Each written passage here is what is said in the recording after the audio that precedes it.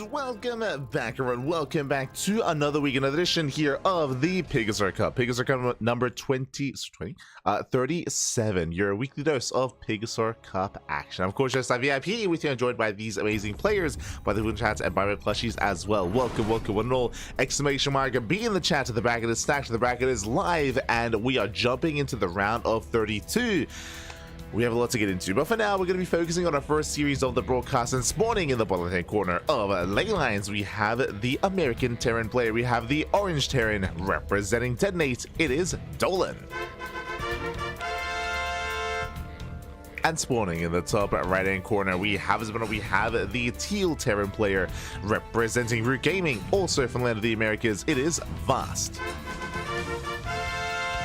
And if you're in the chat, you know what time it is. It is Gamba time. Predictions are open. Place your bets on who you think will claim the series. Best of luck in the chat as we jump into our first best of 3.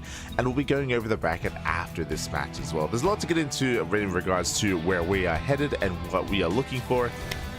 But good morning. Good morning, Papi. Good morning. God. I literally just woke up. Aye. Not like this, man. Not like this. But again, what better way to wake up than with some StarCraft? That's how we do, baby. That's how we do. But now, double gas opener here at Rax Factory. Opener out of Vast. Meanwhile, scouting for proxies, being a little bit safer here from the side of our Teal Terran player. Meanwhile, economic opener out of Dolan. Single gas means faster CC. So we're settling into a more economic game state. Here we go. Good, we are back. But yeah, so far we're going to be settling in. Likewise, we have, outside of our initial divergence in our openers, we'll see if Vast can try to recover economically. Again, it's going to be on Vast to be the aggressor in this series. I say that. Yeah, there we go. Factory is on the way. Faster Hellion production from here. He can go into Reactor Reaper Hellion. He can go into faster Cyclone production. He does have options with how aggressive he wants to be. Technically, he can turn this into a one-base all-in. Technically. We'll see where he leads us. Now, Dolan does poke in. Dolan does confirm the factory that's in production is aware. Dipping out across the map. And setting up for his zone.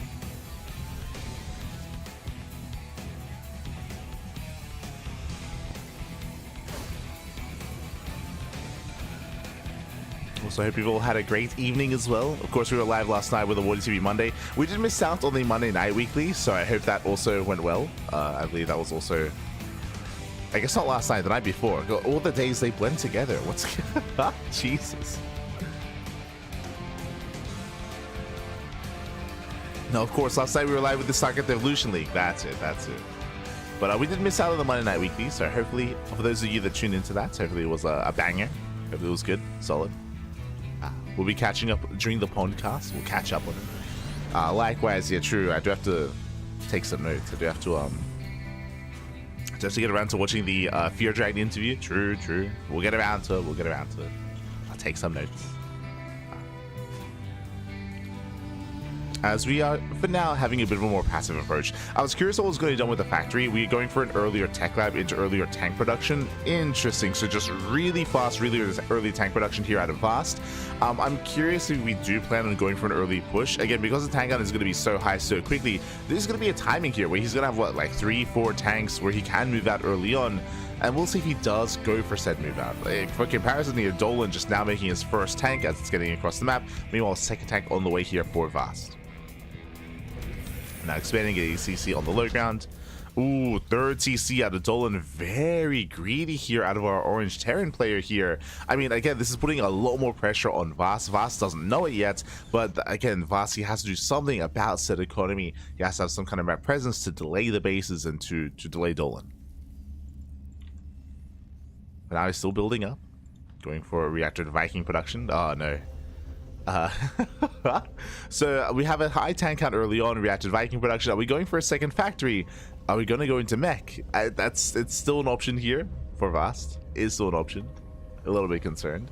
As I said, in the big shout to Sultan's Vard in the chat. God, thank you so much for subscribing. Well, which we're trying for 2 months. Thank you. I really appreciate the support. Hope you enjoy the content. Hope you enjoy the casting. Hope you enjoy the StarCraft. Thank you so much. Do appreciate it. We do pull a couple ways, so I do really like the timing of this move out. Again, the goal here should be to try to break the natural base. We have the Viking lead, we have the tank lead as well. What does Dolan have? Soon to be Ravens. Ravens, they can be the deciding factor here to take a better fight, to disable the tanks of his opponent. Still no other tech structure here, still no other tanks or any other marines, but again, this is just a really high tank gun early on. We have 3 tanks, we're going to be up 1. And we'll see if he can get within range of the natural. Let's go. Does head towards the main. Matrix is done in 10 seconds. He's not really within range of anything, unfortunately. He does siege and doesn't see too much here. He can't drop into the main either. There's no medevacs. Ooh, as Dolan does spot him. Yeah, Dolan, he does spot the army. Getting in position. Disables are ready. The Vikings, they can still zone away the Ravens, but the Ravens may just go for the dive. Speaking of... Yeah, he's going for the dive. Does disable 1. The Ravens, they take a lot of hits, they take a lot of damage, but they can pull away. They're going to be repaired, and with that, Dolan holds. Dolan, he does hold. I say that he didn't get range here of the tank. Is a concern. Does not get range. Meanwhile, third tank has arrived. He's getting there. Still not quite within range of the tank, but he's slowly pushing forward. Still just rallying across the map. Behind this, going for a bio. Not going for mech. It is within range. Scans a little bit late. Ooh, the Raven's taking a lot of damage. Does repair. Does repair in time. We're still holding on to those disables. At this point, does Voss need to get out of here? I mean, he's still pushing forward. He's crazy. Moving in. Does move in within range of the CC. I mean, that is how many? That's 8 Vikings. And now he's going for the dive. Yeah, he does go for the mass disable. Gets 1, 2, 3. Gets up to 3 tanks. Throws down the auto turrets. And the Vikings, they have to land. But it's going to be too late here. Yeah, the tanks, they all go down. Dolan defends. Dolan loses 2 SCVs. Only 2 workers. Yeah, and Voss, he did overstay his welcome. He overstayed his welcome. Again, he wasn't able to deny those Ravens. Wasn't able to zone them away. Nice positioning. Does hold on. But the advantage that Voss had is not there. It's not there anymore. He lost every single tank. That was 5 tanks. Oh, God. 5 tanks going down for 1. Did kill the Ravens, but, I mean, that was worth it here for Dolan. Now he can expand. Now he can take his 3rd base. Dolan has a massive economic lead. He's up 18 workers.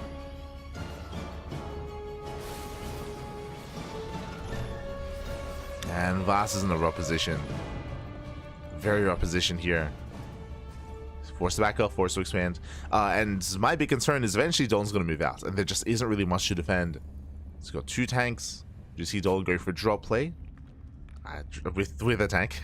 Going for a triple drop towards the main. Voss, he had a couple of nice moments here when he was laying siege upon the natural, but alas. Cannot quite hold on.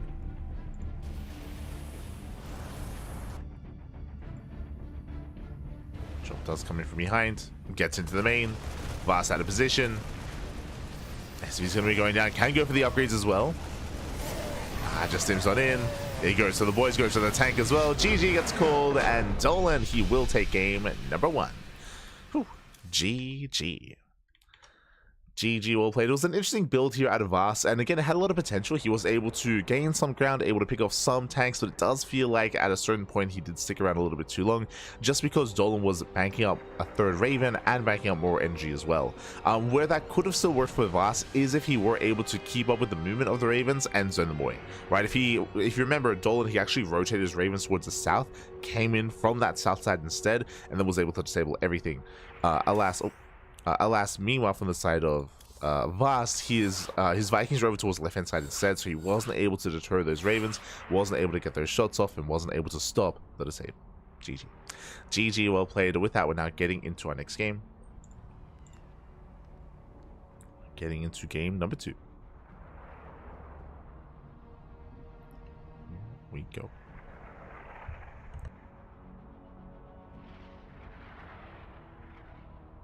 Jumping into game 2. Game 2 is going to be on Ultra Love.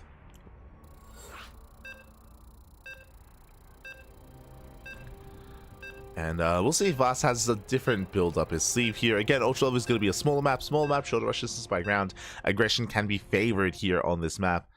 It goes both ways as well, though. It does go both ways. We'll see who takes it. Spawning in the bottom left-hand corner of Ultra Love, we have our American Terran player. We have the Orange Terran representing Detonate. It is Dolan. Leading the series 1-0. And spawning in the top right-hand corner, we have the Teal Terran player. We have the American Terran representing Root Gaming. It is Vast. He is Vast. Huge. And again, welcome to Ultra Love. As a reminder, last game, Vast did open up Double Gas. He went Double Gas because that he had the faster and earlier tank production, so he had the tank lead, which did lead into that push. So scoring massive reactor to Viking production. And get 8 Vikings for his move out, which is crazy. And again, it's one of those things where if you invest that heavily into Vikings, like, you got to be able to zone away, you got to be able to keep up with the Ravens. Alas, wasn't quite able to. And once again, Double Gas opening out of us. This time, Dolan also opening up Double Gas as well. Okay, so we do have mirrored openers. With this, both players are going for faster factories. We could see Vast once again go for the faster tech lab on the factory and go into faster tank production. We could see Reactor Reaper Hellion. We could see earlier Cyclone. We could even see an add-on swap into Banshee play. True. Could see early Banshees. Oh my god, speaking of early stuff, early tech, that is going to be an early tech lab. Okay. So very fast tech lab here from Vast. We do have the SCV Scout coming in, does confirm Double Gas. It is going to be a Reaper opener out of Dolan. And here, Vast can rush into Concussive Shell Marauders. Okay. Technically, oh wait. Am I crazy? Yeah. I was like, I swear that was a tech lab. It was. As you can see here, there was a cancel. So he canceled the tech lab and went into reactor. Never said, never mind. I was getting excited for the Marauders, but does end up canceling, does end up deciding something a little bit different here. Does a divergence extension, going towards a reactor instead, going something more standard. So reactor to Reaper Hellion. Going for Marauders, the goal there would be to wait at home and wait for your opponent to push into you, then catch out the units, and then just snowball from there.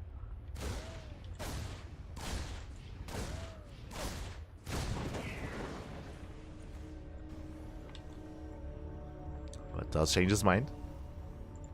Behind this, we do have a faster starport here from... Oh, wait, no, sorry. Faster starport from Vast. Dolan going for his own later reactor. So, later reactor. And we're just building up Reaper Hellion. Just building up. I did just realize one base all in. I was scared. I was like, no expansion. Yeah, no CC here from Vast. Dolan is expanding. Vast is not. He's just committing here on one base. And even bringing a boy as well. Okay. Yeah, my attention.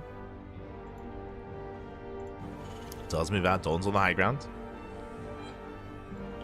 Vasi will have the Reaper advantage.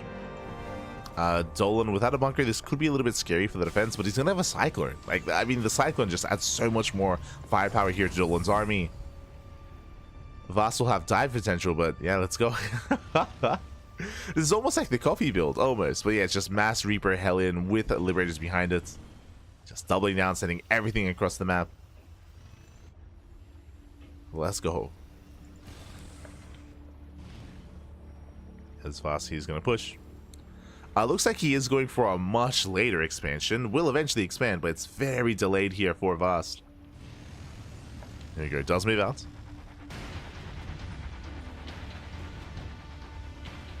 Does move out. There we go. CC finally on the way. Meanwhile, Dolan, he's already getting saturated. I mean, Vasi has to do critical damage here. He has to get into the mineral line. We'll see if he can. Likewise, the Cyclone is a little bit too far forward, so Vas could try to focus it down. That should be his first target. To focus on the Cyclone. Liberator into the main. Cyclone responds to the Liberator. Army moves in. Tank is coming out. Does go for the dive. The Halo is going off. Ah, there's auto turrets to defend. There's auto turrets. There should be auto turrets. Tag is gonna get pounced on. And it looks like, oh, we don't even need it. Yeah, we don't even need it there. Ay, Dolan, he holds, he shuts down the army. At the same time, cleans up that Liberator. How many workers went down? 0. No shot. 0 economic damage. It loses a single SCV. And that is a rough start here for Vast. Ay. Again, Vast, he had to break through. He had to break the army, then go for the mineral line. Remember, he's so far behind economically. Vast, I mean. His CC isn't even done. And he just trades. He just trades with the army instead. He will pick up 5 Marines and 1 Reaper. That is not worth it. And Dolan, he's chilling. He's I was concerned by lack of water turret, but nah, he's fine. Perfectly fine. Voss, he's rallying across. Oh, good. His rally's gonna get caught out. There's no stable. Gets a free tank. GG gets called. Well played gets called. And Dolan, he will take the series 2-0. He'll advance on to the round 16. GG. A solid series there out of Dolan, but a shout out to Voss. Voss, he's more of an amateur player, or more of a, yeah, I would say more of an amateur player. He is GM, but still kind of rising through the ranks. And he was actually at Cheesedophia. He was actually at Cheesedophia as well. So much love here to Voss. Does go down, but Dolan was favored regardless. And again, hopefully we can also, especially when it comes to mirror matchups, we can learn from said replays as well. We can adapt, we can try to copy, and grow from there. GG, well played. Shout out to Voss for competing here, and congratulations to Dolan for advancing on to the next round. GG, well played. With that, we are going to be following Dolan into his next series. Let's catch up on the bracket. Let's figure out where we are and where we are headed. Bam, let's go. Here we go.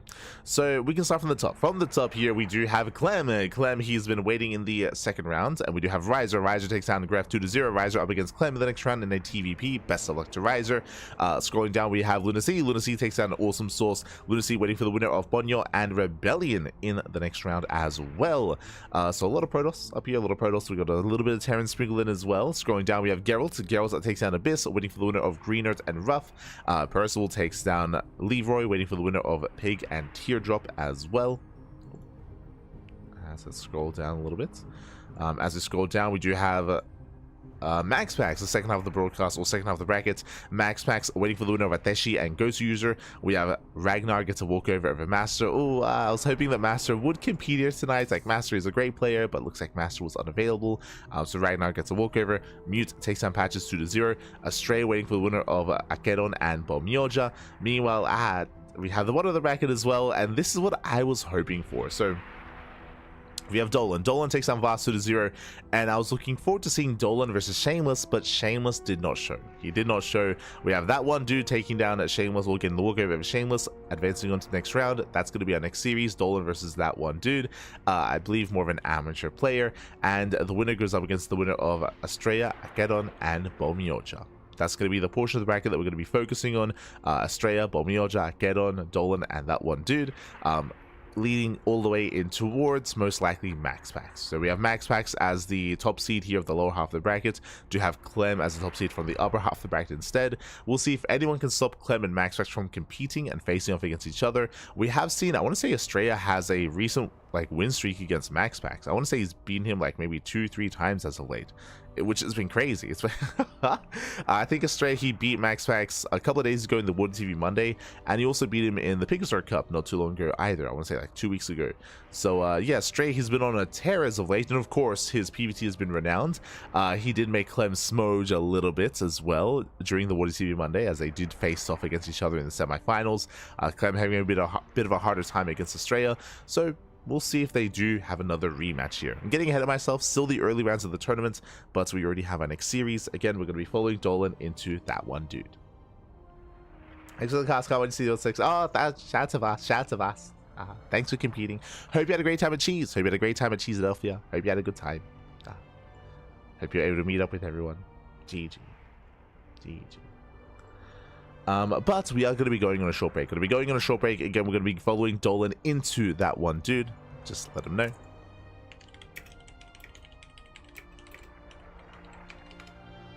Otherwise, we might be able to catch Bomyoja, as he is mid-series versus Acheron.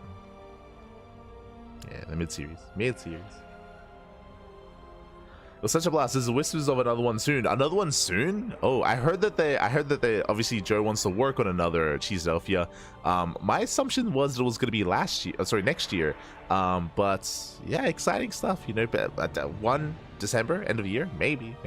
Fingers crossed. But I think something that we can almost say for certain, there should be another Cheesedelphia, right, at some point, whether it's end of the year, whether it's next year. Looking forward to another cheese. Looking forward to it. Might be, yeah. Oh, August. Oh my god. That'd be crazy. Looking forward to the announcements. Much love to Joe.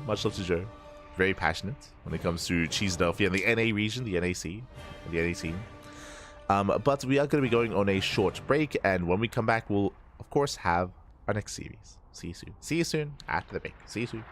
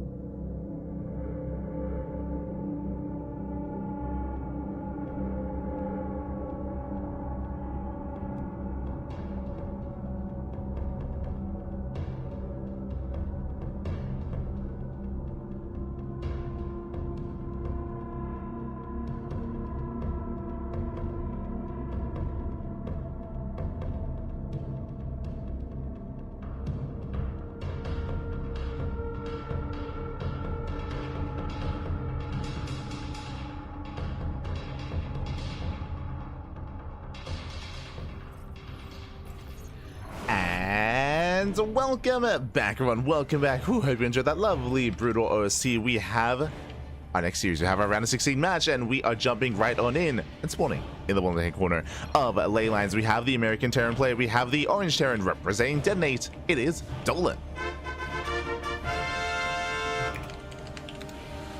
And spawning in the top right hand corner, we have his opponents. We have the American Zerg player. We have the I'm assuming American Zerg. We have the blue Zerg player. It is that one dude. Who is he? It's that one dude. Yeah, I know him. Yeah. If you're in the chat, predictions open. Place your bets on who you think will claim the series. There's luck in the chat as we are jumping into our ZVT. Here we go. And Dolan does open up 2 Rax Reaper. Oh boy, so an aggressive start here from Dolan. The goal here typically is to contain the Zerg player, to deny the third base as well, and to try to delay their economy for as long as possible. Meanwhile, ooh, we are going gasless. Hatchery before gas, before spawning pool as well, by the way. This is a very greedy build, assuming we're okay, scouting, never mind. I was concerned for a moment with the timing of that drone, but no, it does get a spawning pool, thankfully. So hatchery, pool, gas. Oh, okay, interesting. Interesting variation of opener here from our Zerg player. Looks like with the drone he was just scanning for proxies. So just scanning for proxies, a little bit paranoid here. This is considered to be inefficient. You can get the scan information that was just received here by just moving out with your Overlord and keeping your Overlord in position outside of the base. So this is, again, just a little bit of paranoid play here from our Zerg player. From here, Dolan is just enjoying his opener. This Overlord scout should confirm the Raxes. So that one dude should be soon aware. And my apologies, I assume 2 Rax Reaper. It's 2 Rax Marine is trying to hunt down the Overlord. He's searching for said Overlord. Overlord does barely slip by, but the Marines will find it and will ideally hunt it down.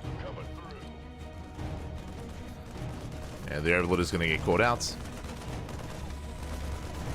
Behind this, we have a pair of 6 Lings on the way. Okay, so making an extra pair of Lings. Is aware that there's no Reaper, of course, so now can freely expand. Again, there's Marines, no Reaper. Unfortunately, though, that one dude doesn't know if there's an expansion, doesn't know what kind of setup we have here. This could be the beginning of a 1-base all-in, or it could not. 3rd Rax on the way, 3 Rax. Okay, 3 Rax stim here from the side of Dolan.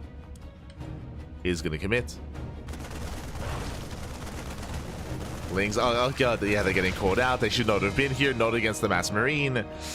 Yeah, and this is just a really shaky start here. Would you have a safety spine crawler on the way? Again, the problem here with the spine crawler is that that one dude, he doesn't know what's happening. He doesn't. There could be an all-in coming his way, or there could not be. Right now, we can see there's an expansion.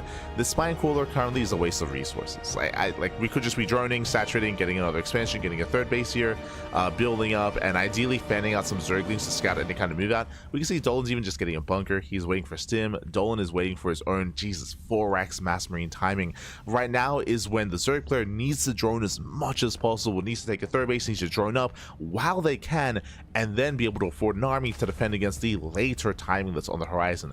Making units early, making spine coolers early is just hurting that one dude in the long run. So he is hurting himself here. As he's now poking out. Now we'll confirm that there is the expansion. 3rd base now on the way. It's a late 3rd for our Zerg. Does confirm saturation. But again, the droning is delayed. Oh no, gets some fly blocked as well. So a shaky start here for that one dude. And Dolan, he will soon move out. I mean, we're just waiting for the upgrades, waiting for Sim, waiting for combat shields.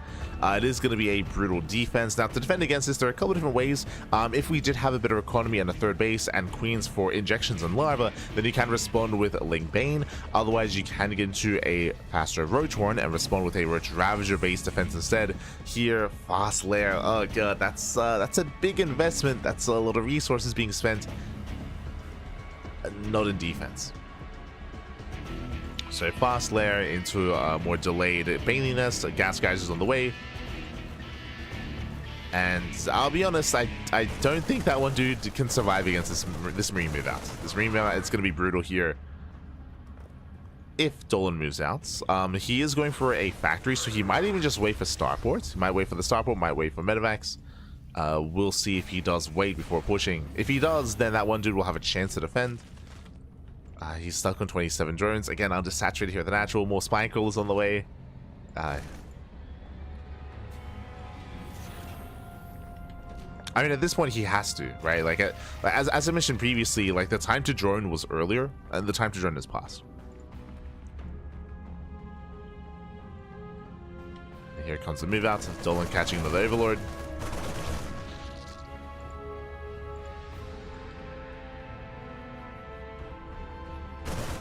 Now, there's a chance if we can surround the army, if these Banelings can connect, then that one dude can hold. But it's heavily reliant here on these Banelings connecting. Here, they'll start step back. Banelings rolling in. No target firing. Oh, but yeah, it gets off creep. Yeah, it does get off of creep. Banelings, they do not connect. Okay, some of them do. We get some okay connections, but that was it. That was the entire army. Queens are going down, fighting out of range of the spine crawlers. Third base will fall. And Dolan can break through. Now we see what the now we see what the lair was for. Interesting. Going for the Baneling drop into the main. Now it's making a little bit more sense. As we can waddle in. Let's go. Likewise, Dolan, I don't think he's noticed, so SVs are going to go down. And we can get maybe 10, ideally, at least. Assuming we drop them. Assuming we drop... There we go. Oh no! I think I aggroed onto the Marines. Yeah, no major connections. Unfortunately, they get aggroed in. Yeah, no shots going off. Dolan, he does react in time, does pull away. There was potential. There was potential. And from here, Dolan can push. Just waiting for his medivacs. Waiting for his medivacs before he can move out.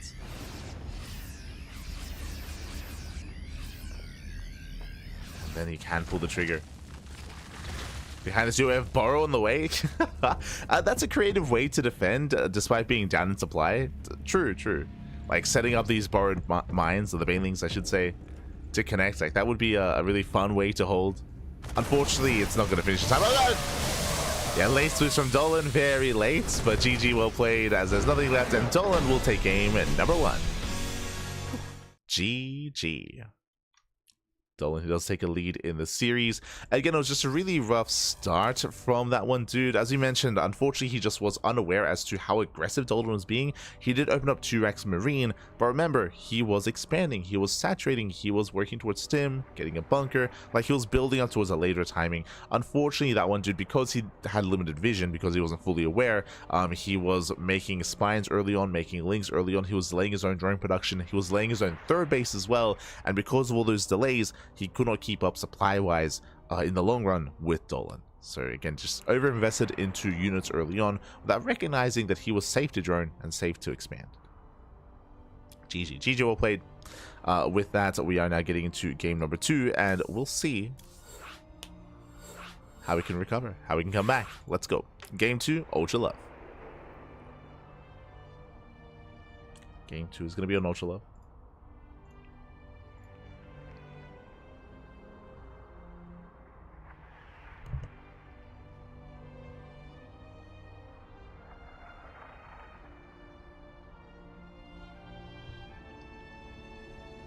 And again, this is going to be a smaller map. Aggression is more favored here. Oh.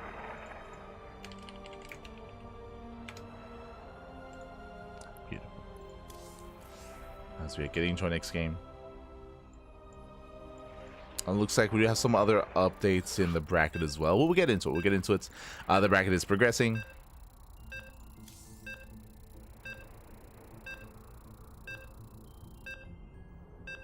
And we are getting into game number 2.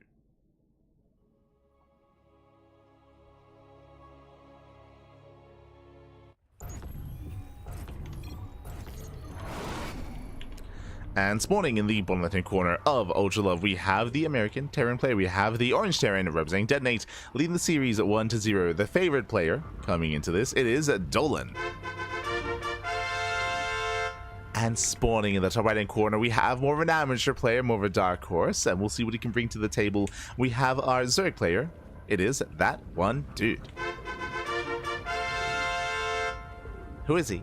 That's that one dude. Oh, yeah, that one dude. I know. Hi. Let's go. Let's go. So getting into our ZVT, and we'll see how we open up, how we adjust. We might try to be a more aggressive instead and try to be the aggressor against Dolan. Meanwhile, standard opener. Last game, of course, it was a low ground 2-rack setup. This time it is going to be a racks expand. So standard opener out of Dolan. Meanwhile, from the side of that one dude is just going hatch gas pool. I'm assuming last game he did go for a hatch pool gas opener and did invest into extra Zerglings. Again, we'll see how he adjusts. For now, we can see that he is once again scouting very diligently here for proxies. Unfortunately, this is going to mean that his overlord is going to be late across the map. Yeah, so the scout across the map is going to be delayed here, as he's once again very paranoid regarding proxies. For those that are curious, typically it isn't really worth doing this. It's worth checking the nearby proxy location and then going back with your second overlord. The reason for this is one, if you're moving out your overlords like this, you don't actually get to scout the outside of your main base. So if the proxy is barely out of vision, then the bunkers come in, then the SCVs come in, and you actually have a late scout of what's happening. Whereas if you check the nearby proxy location, then come back in time, then the overlord will return in time to spot any SCVs moving in and any bunkers to be set up. So ideally you want to be parking your second overlord outside of your base to confirm a proxy instead of moving out as far as we have to try to scout it. On top of that, it also means that we have no overlord to get across the map. For all that one dude knows, there could be another 2-rax marine opener or 2-rax reaper.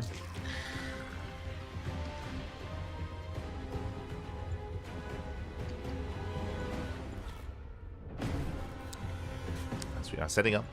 Behind this, Dolan going for a standard opener, just racks expand into factory. Reactor Hellion going to be on the way. Into a proxy starport. That is not standard. Okay, now with a proxy starport you can be a little bit spicy here. This could just be a drop, right? This could just be a proxy medevac to go for a Hellion drop into the main. So it could just be a little bit more vanilla. Otherwise this could be proxy liberator and we could go Hellion harass into the natural and then liberator into the main instead. This could be even spicier and you go for a proxy fusion core into tech lab into proxy BC. We can just go full Gumiho. Is he going for the fusion core? The SV moves back. Up. Show us the core. Yeah, there it is. So we are going full Gumiho. Is going to be proxy fusion core into the tech lab into proxy BC. I believe when Gumiho did this, he went double starport, not singular starport, if I'm not mistaken. But it's been a while. It's been like a year. But yes, Gumiho did do this not too long ago in competitive play. Gumiho. See, really, Gumiho was watching Dolan. True. Makes sense. But yeah, we're going proxy BC. Meanwhile, that one dude is going for one base all in. Okay, one base all in, does cut workers early on. 28 drones here is the max where we stop, and we are flooding roaches across the map. Now, this can actually work quite well. BCs take a long time. Not just that, but this BC is proxied, so it won't be at home to defend. True, it can teleport. True, it can teleport back home, but it's going to take a long time to produce, even going into Yamato. And that means that the army here for Dolan is that much smaller, that much weaker, and he doesn't know what's happening. He doesn't know what's going on. He did scout. Did see the gases, did not see the roach one. He should know something's wrong. He should recognize something is wrong, something is missed, but he has not confirmed. There we go. Roaches are now revealed. And Dolan is in trouble. Yeah, Dolan, he's in trouble. He has to kite back. He has to evacuate his own natural. More Hellions are coming, but Hellions, they will not help against the roaches, and he needs that BC to defend. Again, Dolan just being a little bit too greedy here. Does wall up. The Hellions, I mean, despite tickling these roaches, they're getting damage done. 6 SCVs going to be going down. Dolan is holding the line. BC's on the way. How many queens? 2. 2 queens. That won't be enough to defend against the BC. Ravagers are morphing in, and again, that one dude committing to the all-in. And again, Hellions struggle against roaches. I love that the weakened roaches morph into Ravagers. Knocking down the front door. BC heads into the main. BC does get a Queekle. Now going for the natural spores. Oh, I'm not sure if they're going to finish. Hellbats morph in. Okay. Ooh. Whilst down one of the Hellbats. The Hellmaster will be sturdier here in the defense. Yeah, we collapse on the roaches, and Dolan defends. Yeah, Dolan, he does defend, he does clean up. Oh my god. ASM's going to be going down. At the same time, BC across the map does take down the Queen, does take down one of the spores. Yamato goes off, takes out another spore. And with that, Dolan, he does have enough here. He's down to 9 SCVs, that's true, but he has mules. And on top of that, that one BC, I mean, there's no defense. There's nothing here for the BC. There's one Queen. The one Queen cannot hold on. We have a wall of spores on the way. Zero mining, zero economy. He's going for the spores first, just to ensure he can kill. Second BC's on the way. I believe one spore will finish here at the natural. One spore will complete. But that one dude is broke. Canceling this would give him a refund for extra queens, but even then, it might be too late.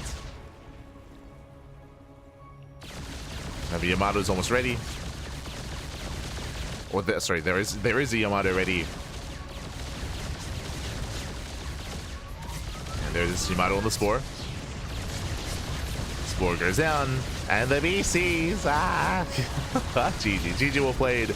BCs that will rain down here on the natural, but hey, shout out to that one dude because he was able to make it spicy, able to bust into the main base, able to trade against the Hellions, and GG. Good luck in the rest of the tournament. Dolan will take the series 2-0, advancing on to the quarterfinals. GG.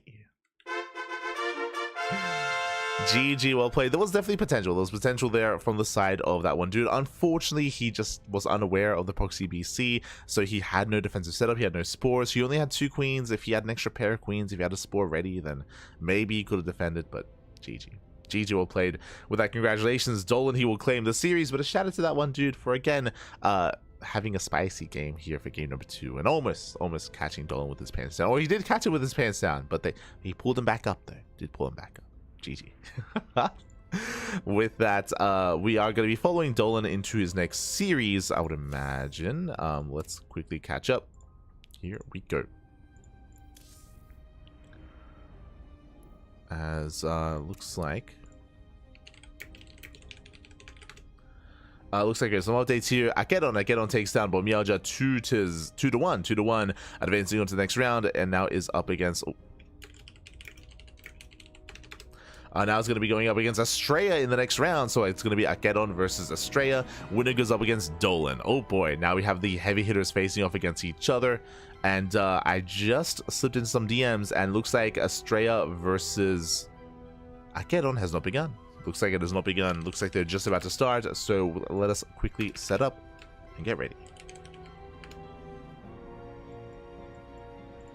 Here we go.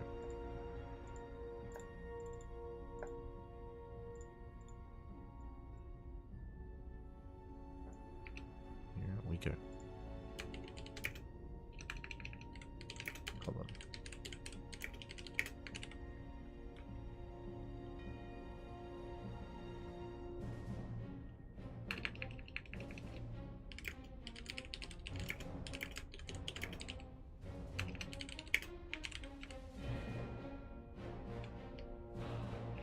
Oh. So just setting up. So I was just congratulating Astrea, papi, Astrea.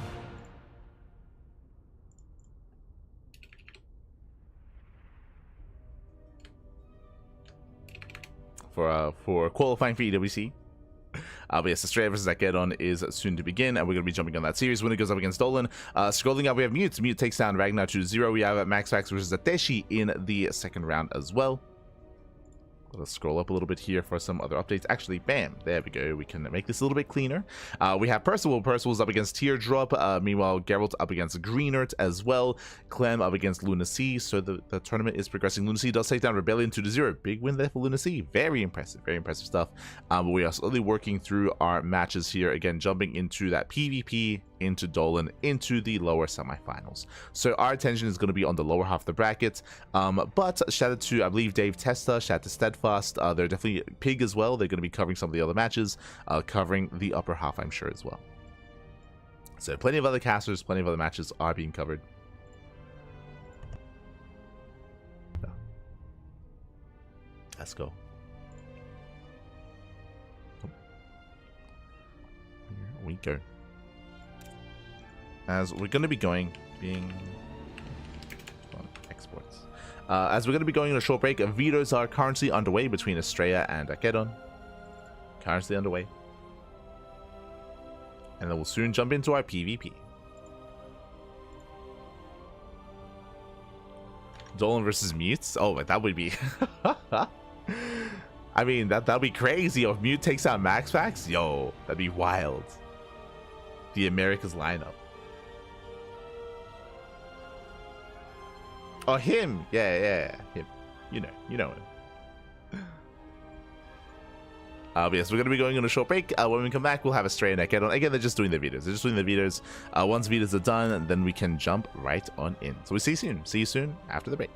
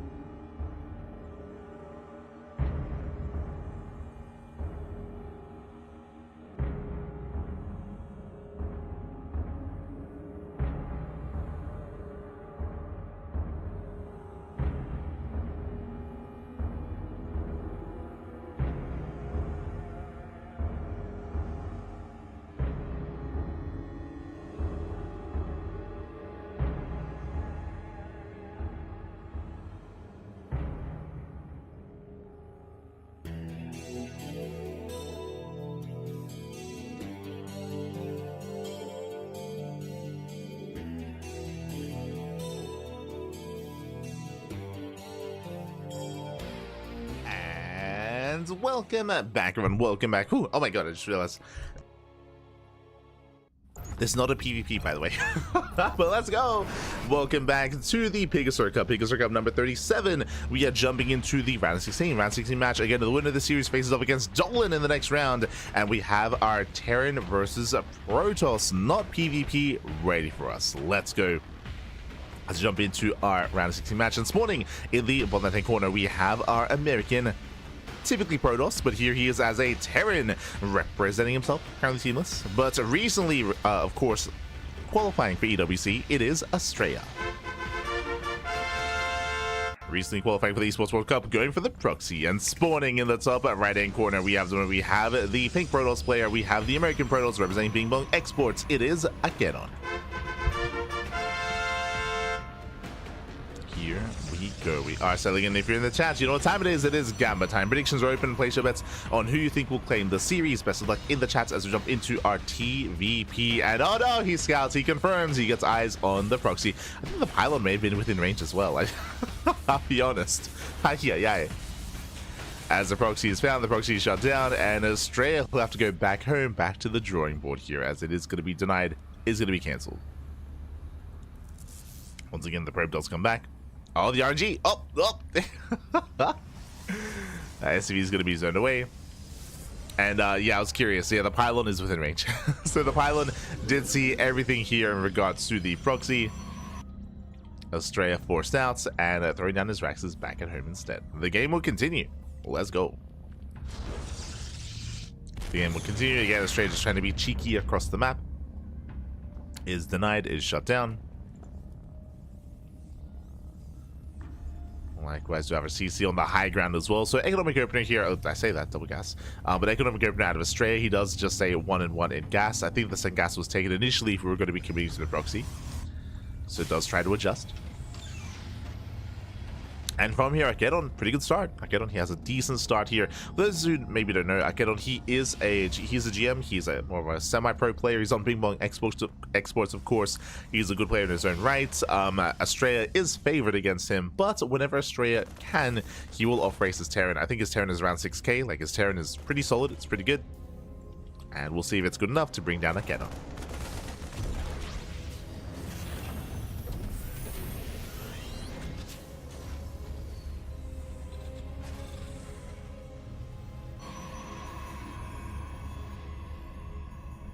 We shall see. So far, we do have our initial economic setup. Again, Gerald, he's fully aware. He did scout earlier behind this, going for his tech of choice, going for a Twilight Council opener, Twilight Council into Blink, most likely, into a standard game, which is kind of slowing things down. We'll keep an eye on the gateway count. If Gerald throws down extra gateways, then he could just double down and commit. I wouldn't be opposed to it. Considering how shaky the opener has been for Astrea, you could argue that Astrea is vulnerable right now, and then we could go for like 3-4 gateways, go for the Robo, go for a Prism, move out across the map, and just commit. Like, there's definitely an argument for that. Behind this cycle first. Astrea getting to his own 1-1-1.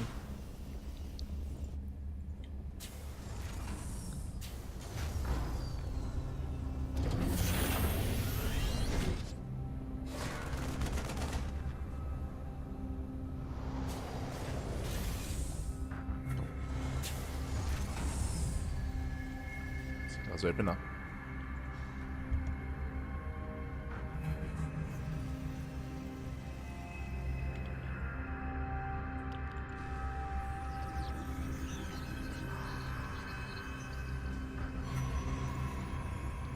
Yeah, from here, Gerald pulling back and claiming his own third base. So I was curious if it was going to be aggressive. The answer is no.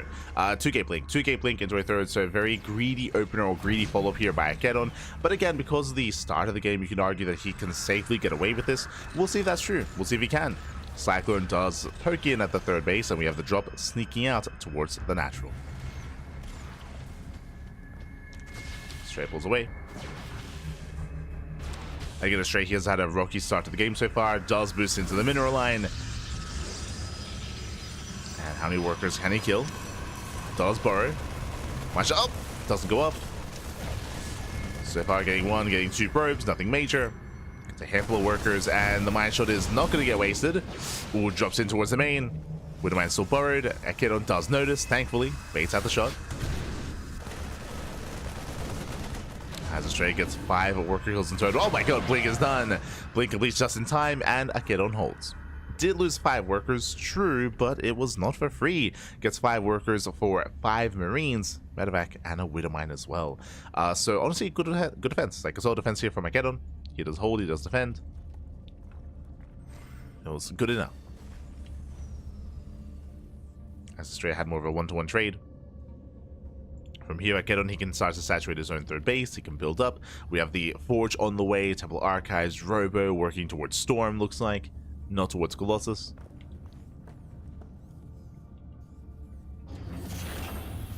Akedon, he can even dive into the main. Hey, not bad. Gets SCV, going for the add-ons. It's settling on the workers. 2 SCV kills, nothing major. Gets 2 workers, pulls away. Raven coming in for auto harass. And Akedon just has to play it slow.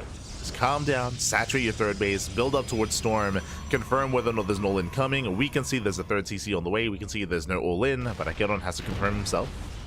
Oh. Brutal tank shots to the face. This, he does barely get the tank, but it costs him 3-4 Stalkers. You're losing all 5. Yeah, that was a brutal trade. Did get a tank, but that was a costly trade here for Akedon. Astrea is moving out. Calm down. Pulls back.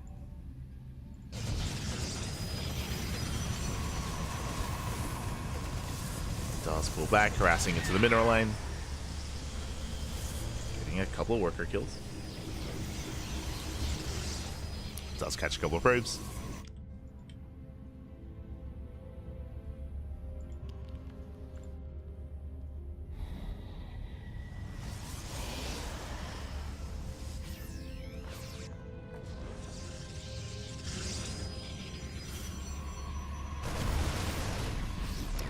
Astrea is being somewhat active. He could even potentially take a hit on fight, but Storm is done. And now, oh god, the Storm completely shuts down Astrea. Yeah, the Marines, they do melt, they do crumble. Akedon does shut this down.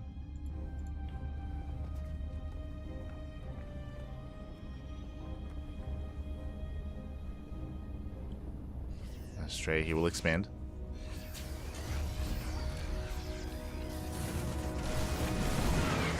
Back off and expand. He'll take his third base. We're building up. Now, coming into the mid game, again, because this opener has been so shaky for Astrea, like, Akedon's in a better position. Like, to be honest, like, he's got plenty of High Templar, getting his 4th base up and running. You could argue that his economy is not as large as it should be, but after that last fight, I mean, hey, he still is pretty safe, pretty secure. From here, Akedon should be working towards some extra splash damage. Sure, he has Storm, which is great and all, but ideally, you do want to diversify, especially once you take these gases. So you do want to get a second Robo, a Bay, work towards Colossus as well to really round out your army. The one concern here for Akedon is just how heavily reliant he is on Storm and on High Templar. So you do want to get out of that and force your opponent into Viking production. Or at least get a Prism out so you can save and preserve your High Templar in the Prism as well to save them from EMPs. So that's going to be the next step here for Akedon. Astrea building up. Getting to his armory, getting to his own 2-2 upgrades.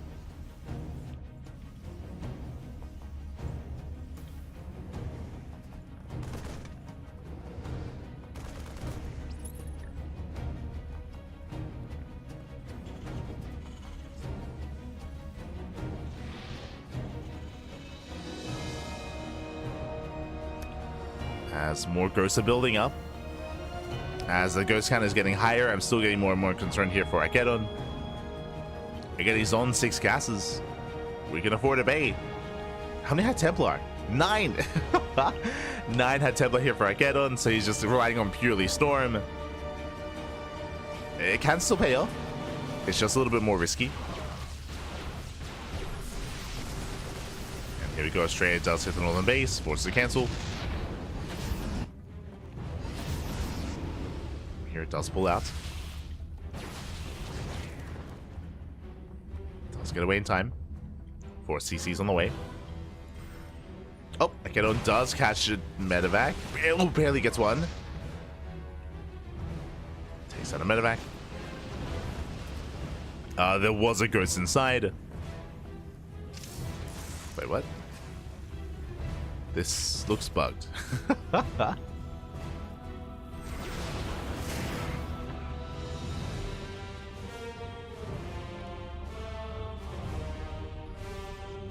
Yes, Akedon did get the... there we go. Did get a ghost inside. Storm coming in. Does land. Nice storm. Nice storm with the main army. Behind this, now we have the bay. I will say this is late. It's a late bay. I mean, you can see here, Akedon, he's banking resources. He has 1,000 minerals, 1,000 gas to spend his money. He's making 5 expansions at a time. Sorry, 4 expansions at a time. Akedon, he has been leaving his army idle here. Oh no! Blinks in and takes a massive mine to the face. Akedon, his supply does crumble. He's got 8 gateways on the way. Like, again, Akedon, he has money, but he can't spend it. He was just a little bit too hyperfixated, too tunnel visioned earlier. And he's vulnerable. He's in danger. He can recover soon when all this production kicks in. But his macro did slip heavily. So his macro was slipping.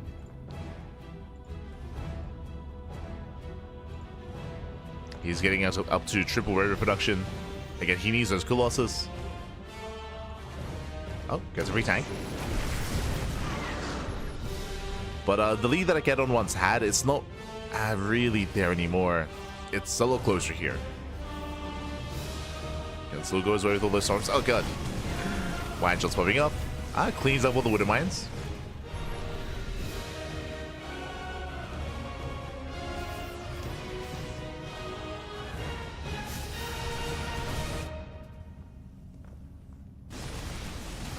Cleans up all the mines. Akedon does rotate.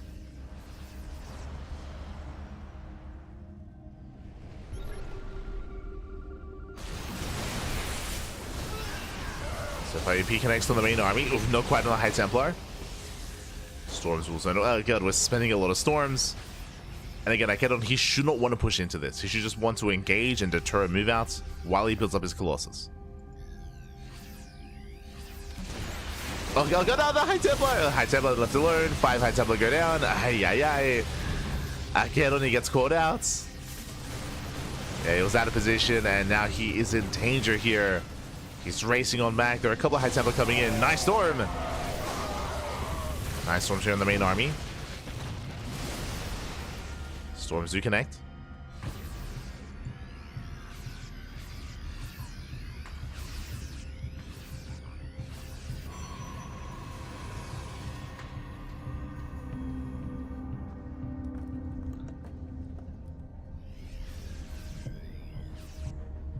Has now built up to 3 Colossus. Okay, he's here.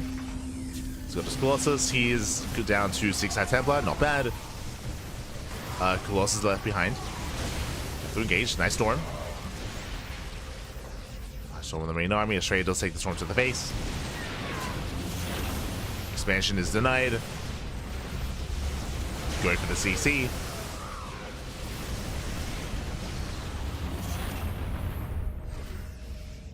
And again, the Viking Hat just isn't there for Astrea. I mean, why would it be? There's been no Colossus until now. Just building up. Akedon still mass expanding, taking more bases. And with this, Akedon, he should just be reinforcing with pure Zealots and just keep trading. Just keep trading. Going up to 6 Colossus? Oh, that's interesting. And that I'm not too on board with. That's a lot of Colossus. Ooh. EMP doesn't quite land. It's a nice one. And Colossus are lagging behind, now pushing forward. Ideally, Akedon would want to throw down a second Cybercore, Stargate, Fleet Beacon, and start teching into Skytoss. Doesn't have to commit yet, but can start working on those upgrades.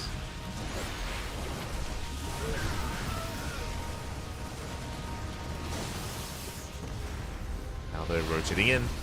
Ooh, Colossus, they run into the main army. Ay. Losing 1. Losing 1, almost 2. High Templar being thrown away. And I get on, he's sticking to a ground army instead, going for disruptors. So it's not taking up. So we're gonna be here for a while. We're gonna let's go. Let's go.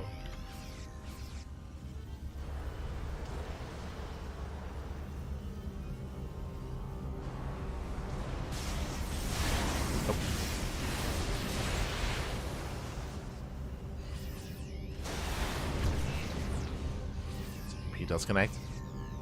Again, the Colossus is still very low, but we're thinning out the Viking count. Okay, Viking count is getting lower.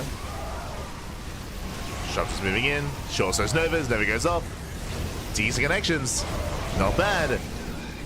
But the spread might just be too good here. Astrea, he takes the fight. He does overwhelm. The Colossus are exposed. There's no storm. Yeah, no storm. No more disruptors either. And this might just be too much. Astrea kiting back here against the Zealots. There's still one storm here with the main army. Storm pops off. Takes down the Vikings. No. Colossus falls. Final High Temple goes down. And Astrea needs to keep pushing. Again, there are just so many bases here to work through. Ideally, we just want to break the main army, then push straight into the natural, get on top of these robos. Now just peeling off into the range bases. Forcing the Protoss to respond. Expansions are going down. Now, what's fortunate here for Armageddon, he can afford to lose them. Like, these bases are not the most important. Can afford to lose them. Ooh, as Zealots are coming for a surround, not bad. Does catch the army, does get the surround up. Yeah, rough trade here for Astrea. Does get a couple of EMPs off. But again, he has to get the hell out of here. Okay. As he bleeds up so much here to those Zealots.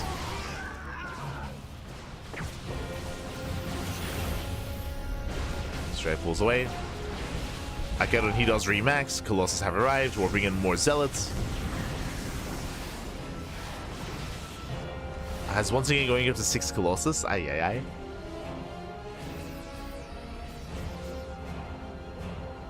So committing a little bit too hard here, but I mean, he's maxing out. And he has a bank. Right, that's what matters here. He has a bank, he has an economy.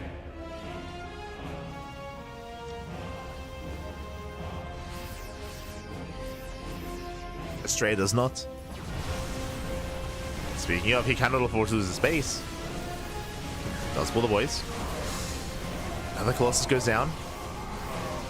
And remember, there's no storm with this, there's no disruptors. We do have some High Templar coming in, thankfully. We're warping in 18 Zealots. Let's go.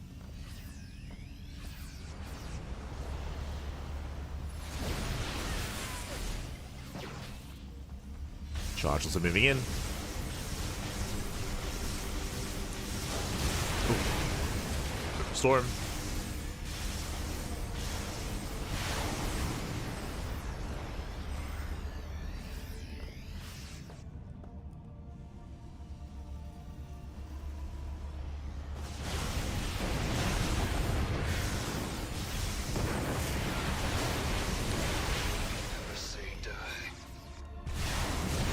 The EMPs are connecting. Jesus. Brutal EMPs. And again, this is where we would benefit from Tempest production. Like, in this kind of game state here, this is where we do need that Stargate, the Fleet Beacon, the Cybercore, Tempest production, and then you can start using Tempest to shell away these bases. Here, like, I would say the Armageddon doesn't really have as much pushing power. The Vikings do bleed back. They take down all the Colossus. 1, 2, 3, all 4 Colossi, and Armageddon's army just crumbles here. Again, it's just not as efficient. It's not what he needs. He's just being outscaled. Oh, nice ET counterattack. Takes out a planetary. Okay. Takes down the expansion.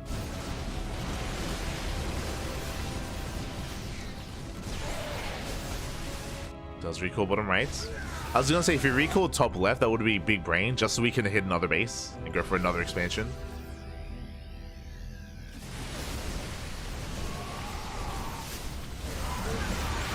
As the Zealots, yeah, they do overextend. Rough fight here for Armageddon. Again, you just cannot fight this bio army, not head on like this. Not without Storm or Colossus or Disruptors. or a Tempest, or a mixture of all three.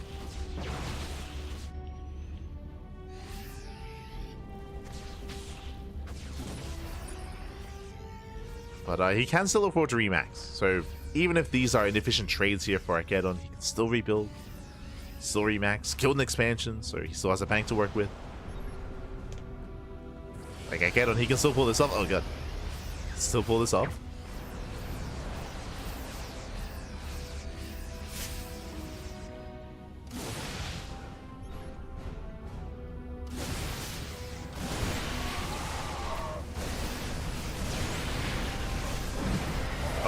Black Red CCs are coming first round, not bad. Beating on most of the army. Straight hit defense back at home. He's holding on. Colossus, where are we going? Okay. I was a little bit worried. It does reinforce with the main army. Vikings not quite in position. Arkedon, he's still doing this. Let's go. Going for the CC. Pushing on the right. More GTs coming in. Goes for the dive.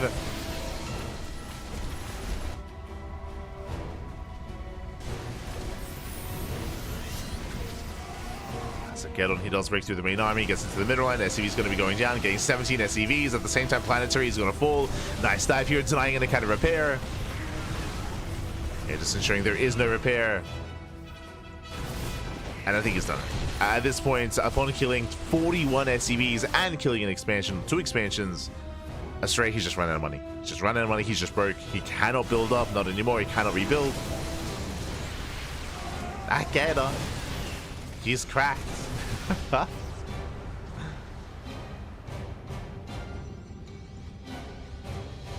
He did have to brute force it, as he didn't take up into Skytoss, but it's working. It's working regardless.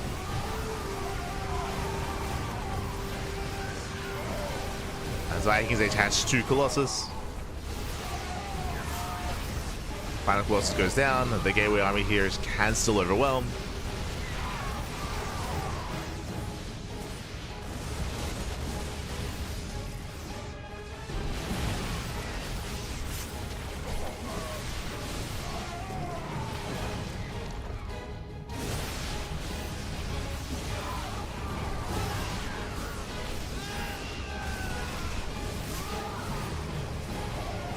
Again, Astrea, he's down to his last bit of army here. Again, he's got 1 mining base. I say that 1.5. He's got 1.5 bases. He has some economy. And again, he does have the more efficient army, but Arkedon, he has the bank behind him. Let's go. He has 90 probes. I would say too many workers. Like, the high probe count is making his army a little bit smaller. His army smaller than it otherwise could be. But it's fine.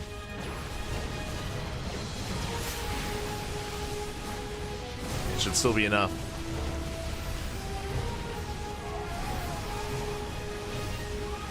Pushes them through, gets under the CC. From here he's pushing towards the Planetary. Astrea can't afford to lose it. Up! Can we get the CC? No!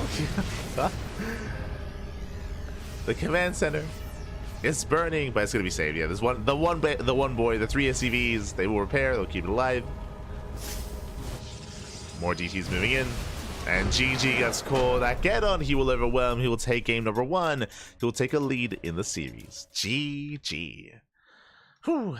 GG, well played. Arkedon, he does take a lead. Again, Astrea, he had just had a really shaky start to the game with the failed proxy, likewise with the failed early drop as well, and Arkedon had momentum from the start. From the very beginning, he did have momentum. It was an uphill battle from Astrea. He never quite surpassed that kind of deficit. We did see that Arkedon did have some rough fights, and the biggest moment where Arkedon was at his weakest, if you remember, was when when his macro slipped. If you remember, his macro slipped, he was banking up like 2k. He threw down 4 bases at once, he threw down 2 robos at once, he threw down 8 gateways, and he had no production, so he was actually behind in supply at that time, and he couldn't make anything. So that was when he was at his weakest, but Astrea was staying at home. He didn't, of course, he wouldn't recognize that his opponent had messed up their macro. He was staying more passive, and Arkedon did recover, did bounce back. GG. With that, Akedon does take the first game, and now we're getting into game number 2.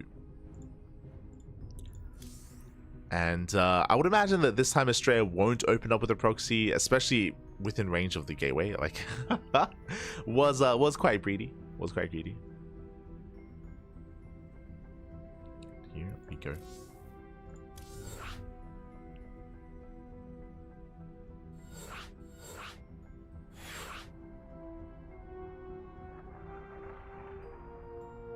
Here we go.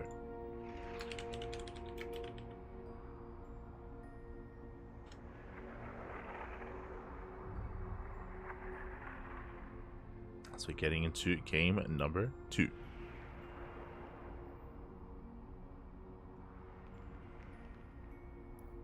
Yeah, we got some new casters jumping in as well. Let's go.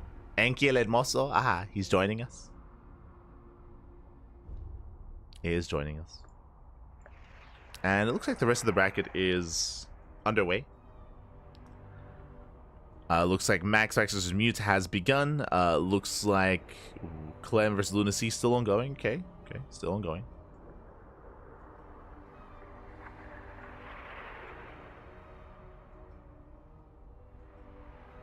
Still ongoing. Percival versus Teardrop still ongoing as well.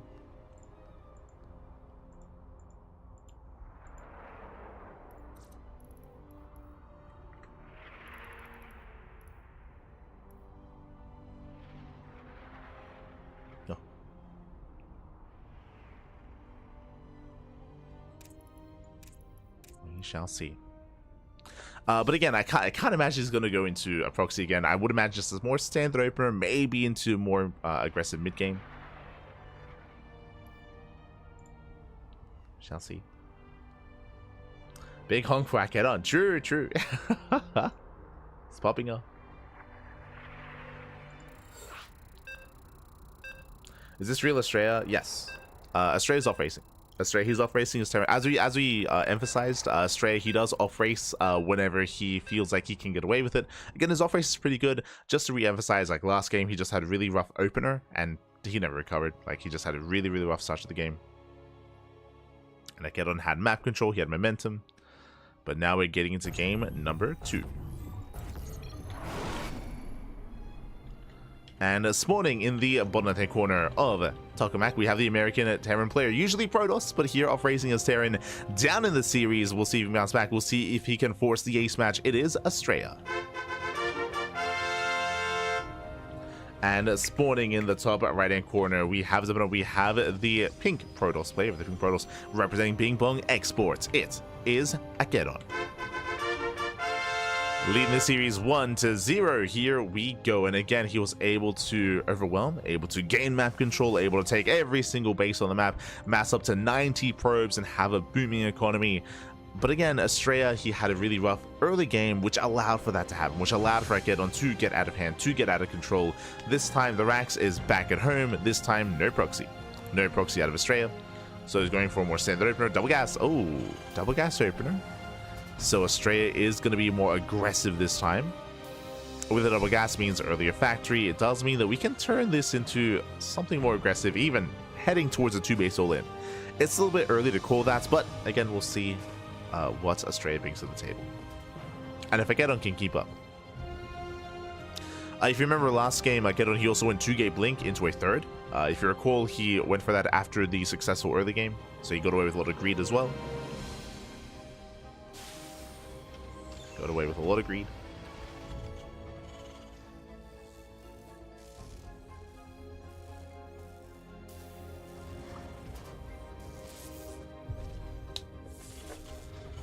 As is that factory on the way. The probe scout should confirm. He is in position to delay the CC. Even going through, oh my, even going for the SCV. Doesn't quite get it, but almost. Oh my god. Throws down the spray, but the rebrands arrive the probe. It gets shut down. Yeah, a little bit too greedy there with that probe. And Astrea moves out. Astrea does move out.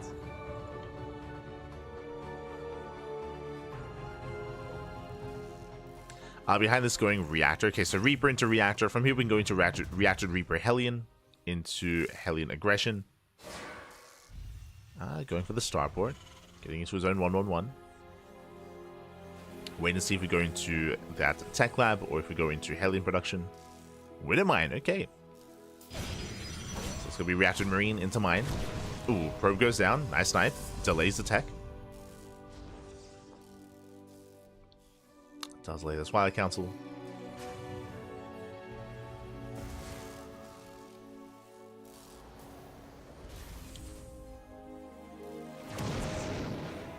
Speaking of Astrea, no safety bunker. SCV goes down. This first adept is going to be wreaking havoc. Gets a second Marine and now can go for another SCV. Ay. Oh. Just has to avoid that mine. But again, there's just a big delay in the expansion.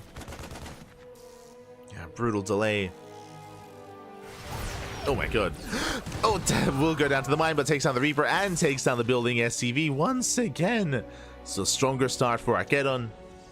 Delays the economy. Trades against the army. Spots the mine drop. And back at home, time to get ready. Time to get ready here for that mine drop.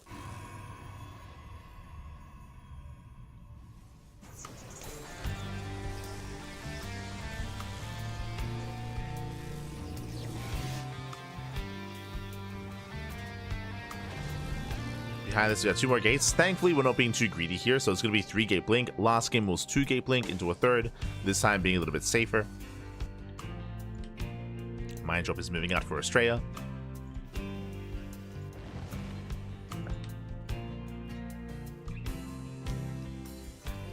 Moving out with a mine drop.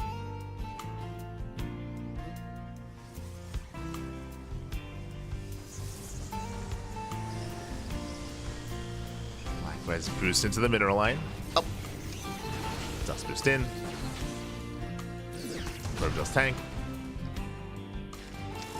Mine into the main. Up. Oh my god. Play reaction. 4 probes go down. Brutal PiGosaur. Better start here for Astrea. And this is allowing him to recover. Again, Astrea had a really shaky opener with his CC being delayed as heavily as it was, but he does get some counter damage done, and he is going to be moving out across the map. Ooh, going for a Beyond push here. Sorry, I was a little bit distracted, but it looks like we did go for the Tech Lab eventually into tank production. Again, no stim. No stim. Vanilla Marines, tanks as well. Astrea, he's pushing, is moving out. And Arkedon, ideally, he wants to slow this down. But he doesn't see it. He doesn't see it coming. He doesn't slow it down. Arkedon, he's kept busy, kept preoccupied, and this is brutal here. Astrea is going for the third. He's going for the kill. Blink is done. Stalker goes down. And Arkedon, he's in trouble here. Behind this, more Rax is on the way. Comes in from behind. Not bad. Takes down the tank. Nice moves here by Arkedon. Takes down the first tank, but the second tank has arrived. Ooh, we do get 19 probes. No shot. 18 by just the one Liberator. Arkedon, he was distracted. He was distracted. Ay. Yeah, Astrea does pull him apart. 18 kills on this one Liberator. 19, 20. Oh, it takes down the Stalker as well.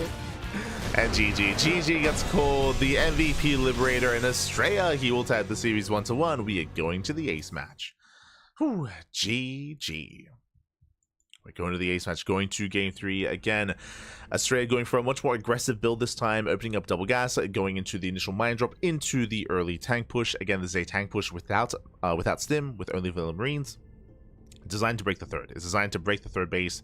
It was able to get on top, and during all the chaos, during all the aggression, was able to sneak out with that Liberator. Did get over 20 kills with the one Liberator. GG, well played. We're going to the ace match. Let's go. Let us go. We're getting into the ace match.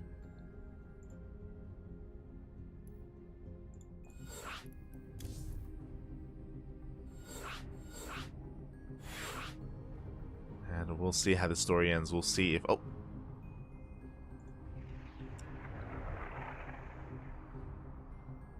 We'll see how the story ends. We'll see where this takes us. Does it go the way of Astrea? Does it go the way of Arkedon? I mean, I feel like we'll see if Arkedon can tighten up his early game a little bit here.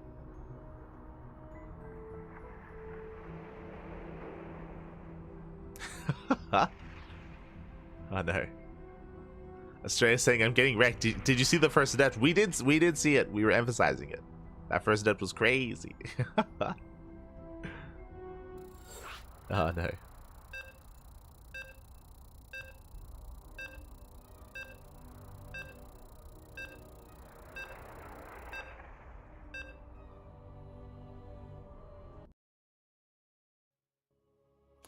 Does that spray just stay there forever? No, it does. It does eventually fade. It does eventually fade.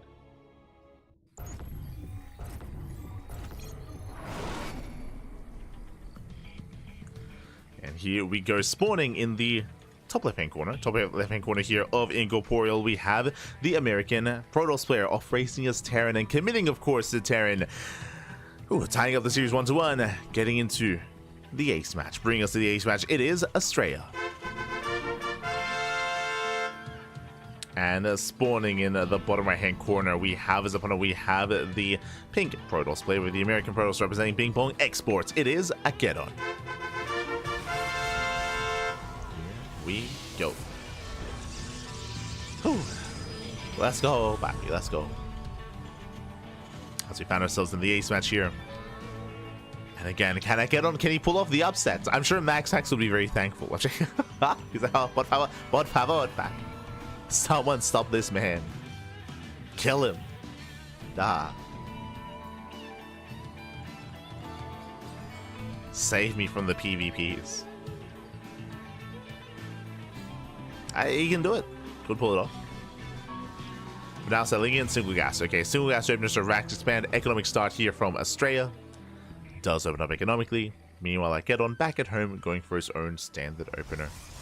He's in with the probe scouts, and we'll try to wreak some havoc and, of course, confirm the opener of Astrea.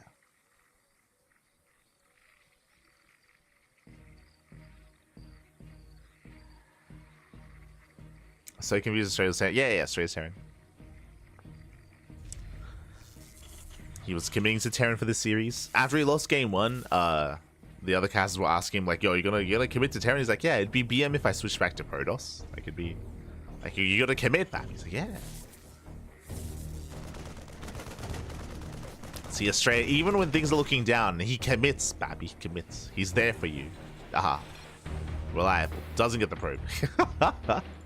Probe does get away. Astrea a little bit sad. Smooch. It's like, gets the hell out of there.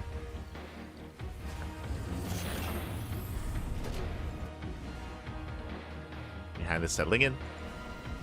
Oh, going for an add-on swap. Interesting. I would imagine going for early Cyclone. And that should keep the CC safe this time. Again, the CC was so delayed previously to the Adept. This time, nowhere near as much aggression. I mean, of course, it's a faster CC, so it is going to be done. Cyclone's on the way to protect, and we're going for a second Rax. Ooh. Now, if Astrea goes for a third Rax before Starport, this does scream 2 base all in.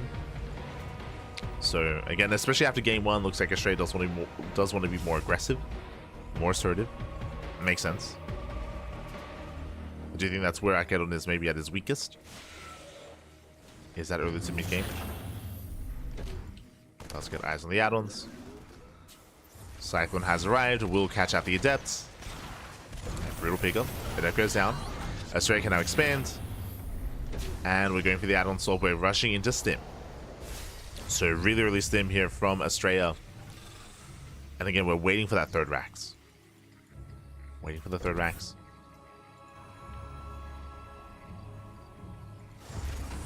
Oh, never mind. 2-on-1. Okay, never mind. No third Rax. It's going to be a Starport instead. This is a very niche build here for Astrea. You rarely see it in TVP, but let's go. I'm here for it. I'm ready for it. I say rarely see it. Gumiho was actually going for a lot of 2-on-1s during the, I believe it was during the EWC qualifiers. Gumiho was mixing it in quite a bit. Oh, sorry, not during the qualifiers. During GSL, that's it. During GSL. I'll be honest, I wasn't too fond of it. I think it's fine to mix in once in a series. I don't think it's something you can rely upon on the series. But basically, it's going to be a double medevac marine timing. Oh, sorry, I say double medevac. There's no reactor, but again, building up medevacs and moving out. Going to be an early sim timing with tanks. This is not your typical 2-on-1, by the way, just because of the tank production as well. Interesting. We'll see how this all comes together. Get on. He is on 3 gates. He's on 3 gates, getting into blink. Army gets spotted. Ooh, takes out a stalker. Blink is not yet done. Uh-oh. This is hitting just before blink. Yeah, brutal timing here for Astrea, or from Astrea. Get does some force fields. Going for the medevac. Oh, doesn't quite get it. Tank does survive. Get on holding his own. Buying some time. Blink is almost done. Needs 5 more seconds.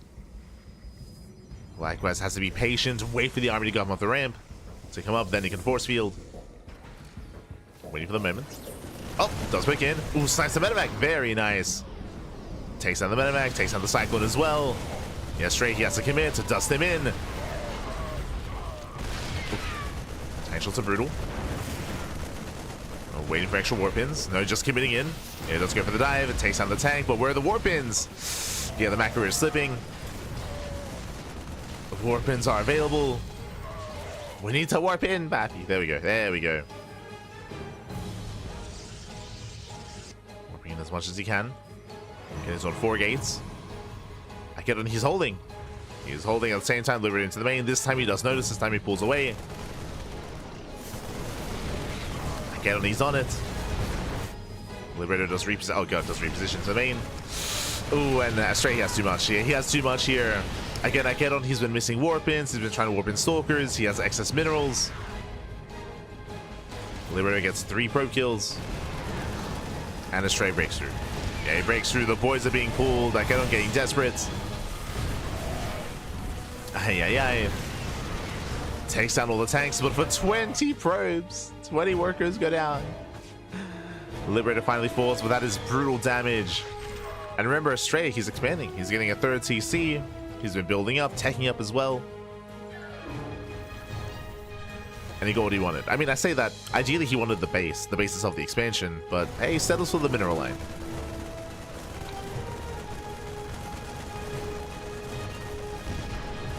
Should we have a Gedon replace Astrea at EWC? If he wins, maybe. Maybe Gedon can give MaxPax some coaching sessions. I think that would be the best use. Ay.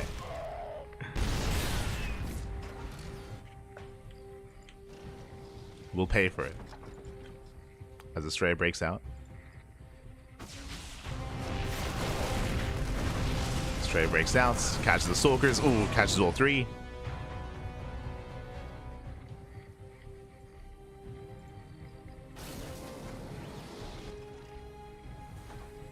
And again, this is still a rough position for Gedon. Like, losing those 20 probes was brutal. Behind this, Astrea is getting a 3rd base. Astrea does take an economic lead. Like, things weren't looking too bad for Gedon when it came to the initial defense, but again, he was missing warp-ins. Had a lower gateway count. It was close. It was close, back. It was close.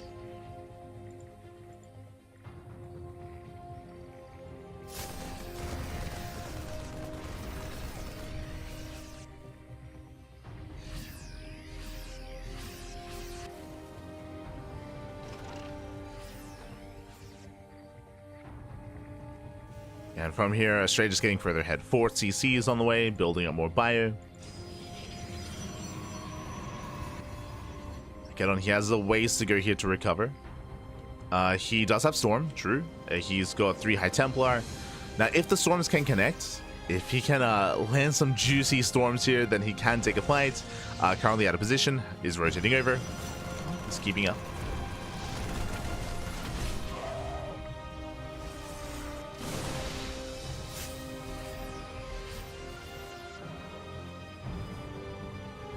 He's keeping up.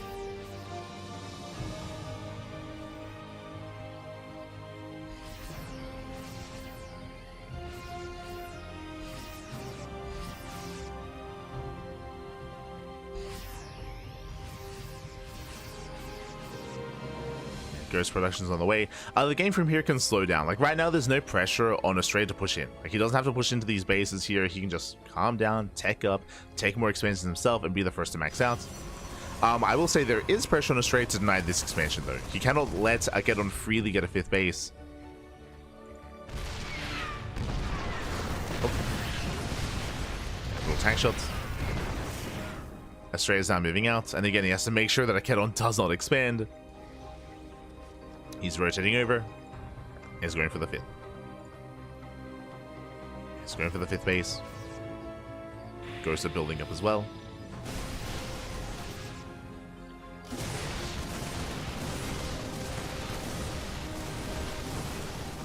We'll deny the base. Yeah, Armageddon, there's no expanding.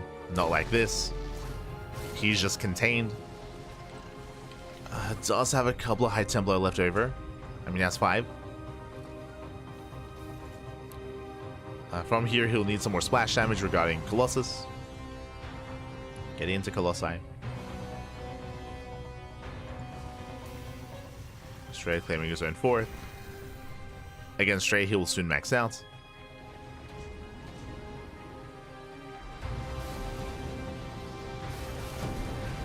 Ooh, and bit of a movement there. One High Templar goes down. Does get 2 tanks though. Takes down 2 tanks. Goes pushing forward. There's 4 High Templar left. At least 4 storms. Oh, brilliant EMP! Yeah, EMP does connect. Takes down 3 High Templar. Ay, ay, ay. 1 storm connects, but just 1. And Astrea just dragging the army into tank fire. Celtics are trading well for themselves. Let's go. Takes down all the tanks. But Astrea's just rallying. He's just rallying in, coming from behind. Oof, tries to blink away. EMP goes off. There's another storm. He's holding onto another storm. There we go, 2 High Templar remaining. Armageddon, he does hold, but alas, behind this, Astrea still has the better economy. So Astrea, he's rebuilding, remaxing. Armageddon taking bottom left. Astrea, he just checked for the expansion. Oh, Prism into the main. Let's go. Prism into the main base. SCV's going to be going down. Armageddon not quite able to catch the army. Not quite. But does get 9 SCVs. 10, 11, 12. Not quite. Good amount of SCVs. Decent storm.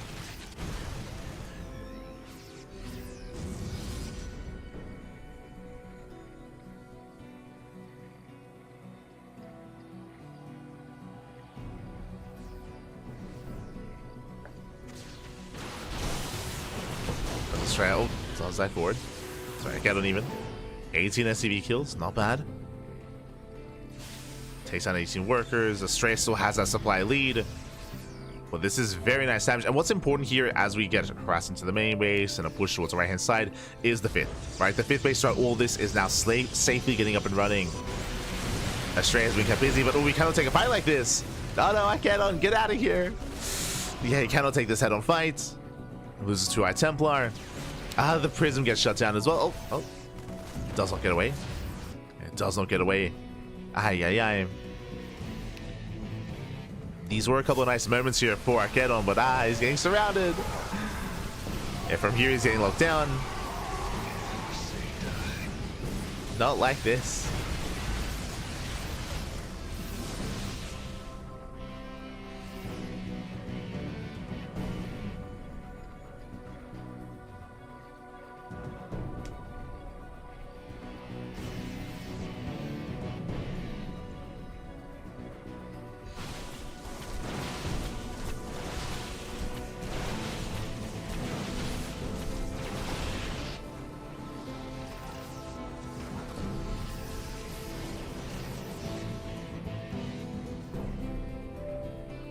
Armageddon moving out. Alas, Astrea, he's maxed out. And there's no splash damage here. It's just purely a gateway army. Where are the High Templar? Zero High Templar. There we go. 7 just now morphing in. They just now warped in back at home. But again, there's no Templar with the main army. First one moves out. There's a spiky boy. Easy. Oh god. EMP lands. Yeah, the EMP was brutal. No storms. Straight catching another prism. And he does find the 5th. Does find the expansion.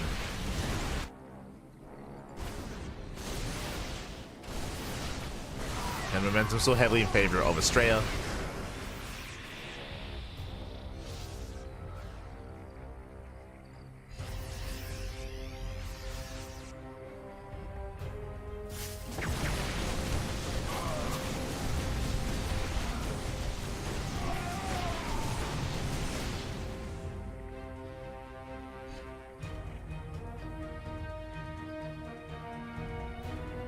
And again, ideally the Rumbites do want to distract. And hey, Akeron, he still has the 5th. True. Still has the 5th base. Akeron, he can slowly max out. He's getting there. He's catching up in supply. Astrea, he traded well, but he did not take down any bases. Force to engage. Storms are ready this time.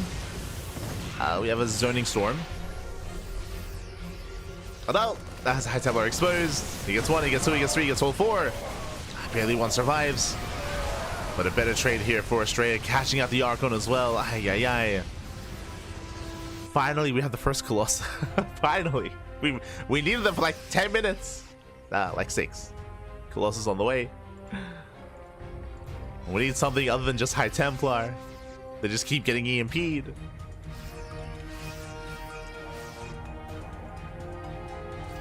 Gibbs Colossus.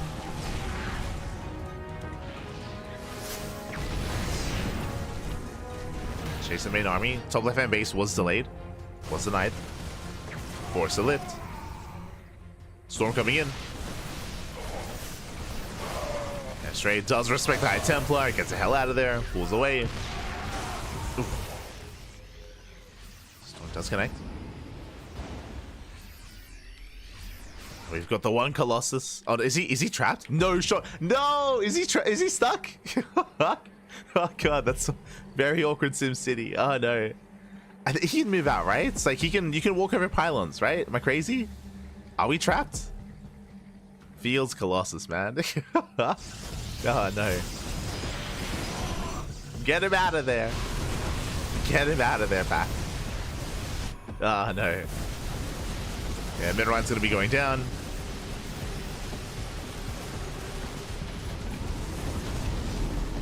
Takes down Midrhine, takes down the base as well. GG's likewise got the planetary, not bad. Planetary does fall. We're trading back and forth. Oh my god. Astrea takes the swords to the face. Clem, calm down. Oh my god. Denies warp in, takes down the expansion. Meanwhile, Colossus still stuck at home, by the way. We're trading bases. Astrea, he snipes 2. He snipes 2 fringe bases. Likewise, so does Akeron. There's a recall back home. Oh my god, the best DT! No scan. Yeah, no scan. Astrea gets caught out. Akeron, he's doing it. Let's go. Send it, pappy, send it. Feels Colossus, man. Now, if we make enough Colossus here, can we push the Colossus out? Can we save him? Just a very expensive cannon. Ooh, brutal EMPs. EMPs on the Zealots. Astrea does take the fight. Get on overextending. Does get a little bit too excited. GT's moving in for the planetary. There is a turret. Oh, they go for the dive. Where's the repair? Repair's too late, and another planetary goes down. Let's go. The mass DT harass.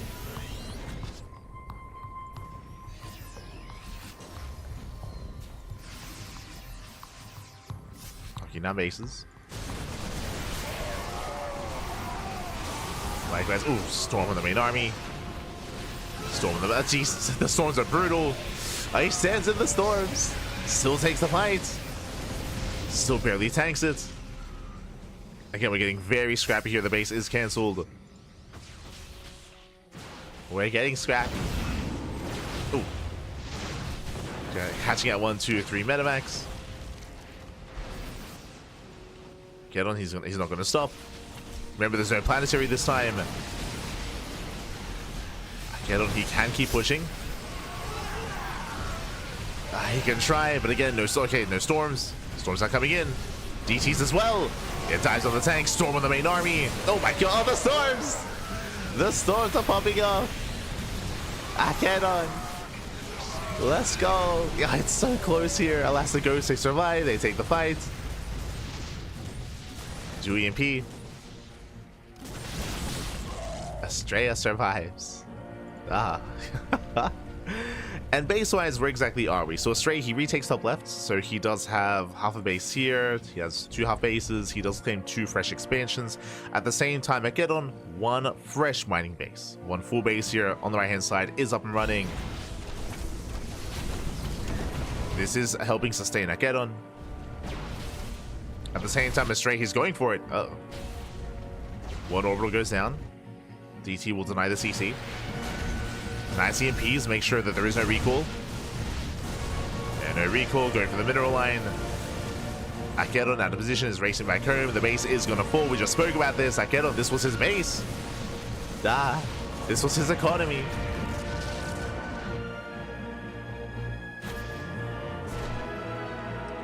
Retaking bottom left. He has 4 patches here.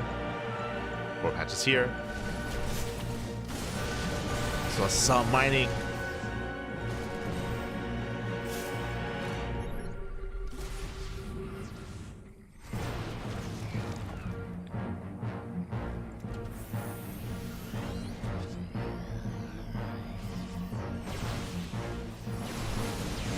Oh. Storm coming in. Does connect. Decent EMPs here on the Zealots. Oh god, the storm is brutal. The storms are brutal. Panning back over. we'll give you some updates every now and then. But yes, the cannon is still here. Trained to be a Colossus, but lives to be a cannon. Feels bad, man. This Colossus could actually be impacting these fights quite heavily, actually. Unironically. Bearing in mind, there are no Vikings. There's no need for Vikings, because there's no Colossus. Smurge.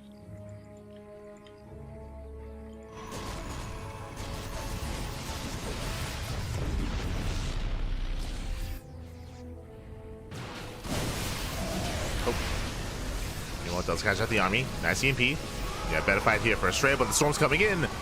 Oh, storm does land. Brutal storms also coming from behind. Akenon does take the fight, takes down the ghosts. Yeah, brutal losses there for Astrea. At the same time, Zelce will deny mining. The mule hammer. He needs the mules.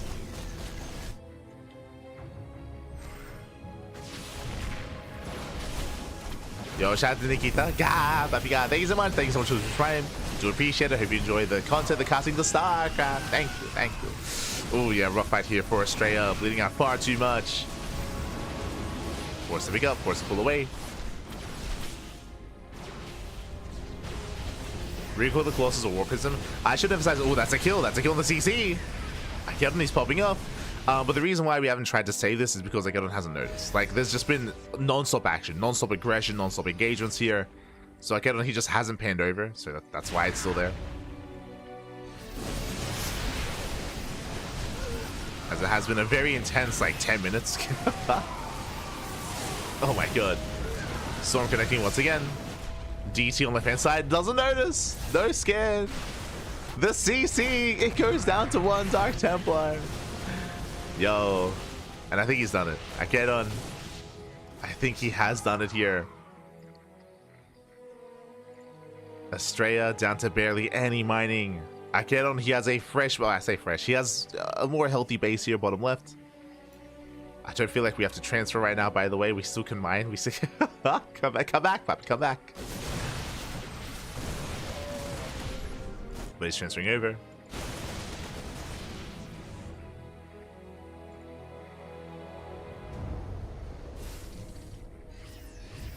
Once again, Astrea, he just muled. He just muled.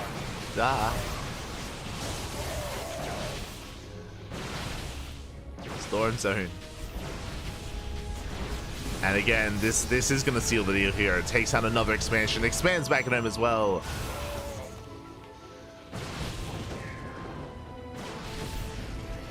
And yo, you know who's gonna be so happy here if Akedon wins this series, and he's looking to, yo, MaxPax is over the moon. He's like, thank God.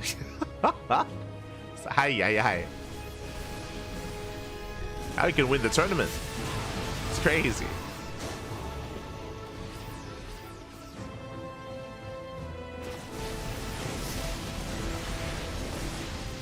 So we see the donation to Akedon. Ah. Gracias, baby, gracias. Now you can go crazy.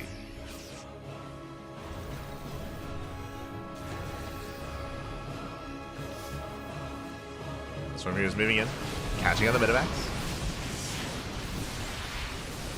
Getting on his own production. He's warping in. He's warping in fine. Has plenty of production. What do you mean? And catching at the army. And again, there's almost nothing left here for Astrea. Catching on the Medivacs. From here, 10 towards top right. There's a fresh mining base here. Oh, Astrea does double expand. Okay. He floats over the natural and the main base. They did float over. Astrea trying to hang in there, but no, the natural CC, it goes down. Again, the final bases of Astrea, he's down to, this is the main did float over, and we have the third base as well.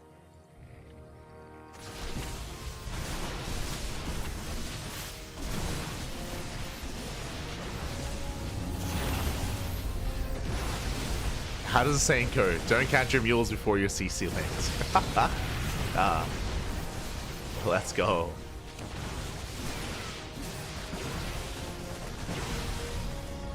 He takes down the third base. One base remaining. It is fresh. True. Likewise, Akedon also gets a fresh mining base as well.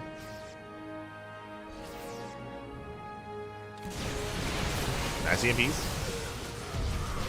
That's Yakko, but GG gets called. The final fight, the final army, and Akedon, he does it.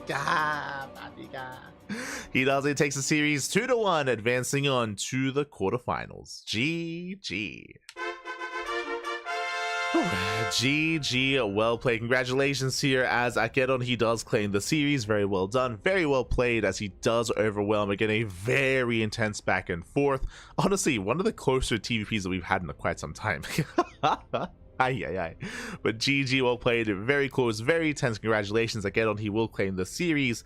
And with that, we are now going to be following him into the next round. Let's go. Let's go. The army survival fights are my favorite. 100%. Let's go. Yo, Thorn, why are you like trying to backseat in the chat? What's going on? Bearing in mind, because of how chaotic the game was, I mean, that's why there were definitely inefficiencies. We were trying to emphasize that as well. There were definitely inefficiencies from some of the players, from both players, I would say. But that's just because of how chaotic the game was, just because of how intense the game was. Ooh, and GG. GG, well played. Akedon does claim the series 2-1. And does advance on. And from here, we're going to be following Akedon into his next match. I believe, do we have any? We must have updates. This is when we find out we have like the upper semis ready. that was a long series. And here we go. From the top, we have Clem, and Clem takes down Lunacy through to 0. Percival takes down Gerald. Ooh, big win there for Percival. I mean, I would have expected that to go to the ace match at least, but a big win there. We have a Clem versus Percival in a Protoss versus Terran matchup to make it to the grand finals. We, of course, are going to be following Akedon into a series against Dolan, following that into MaxPax, following that into the grand finals. So we're going to be focusing here on the lower portion of the bracket. Going to be focusing on the lower portion. Let's go. Let us go. Very cool. Was fun to watch. Yeah, for sure. Like you could argue that's more entertaining than a lot of the other TVPs that we've had, like in the past couple of weeks. So GG, well played. Crazy game, Pappy. And with that, we're going to be following Akedon into his next matchup, into another TVP. Again, purely TVPs from here on forward. Quarterfinals. Let's go.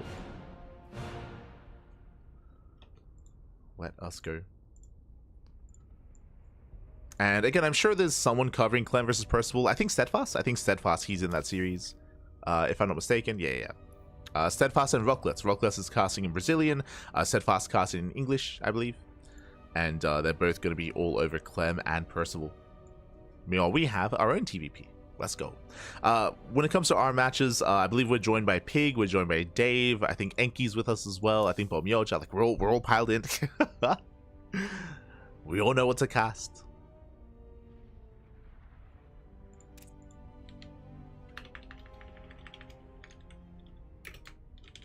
Let's go. For now, though, we're going to be going on a short break. And when we come back, we'll have our next series. We'll have Dolan versus Gerald. Let's go. Can Dolan do what Astrea could not? It's going to be a much shorter series. I can guarantee you that. Dolan is a little more cheesy. He's a little more aggressive. So we're expecting shorter games. For now, though, we're going to be going on a short break. Gerald, he needs a moment. Understandable. Gerald, he's like, he needs to take a breath. He needs to take a moment. And again, after a very, very clutch series against Astrea, and when we come back, we'll have his next match. See you soon. See you soon after the break. Oh.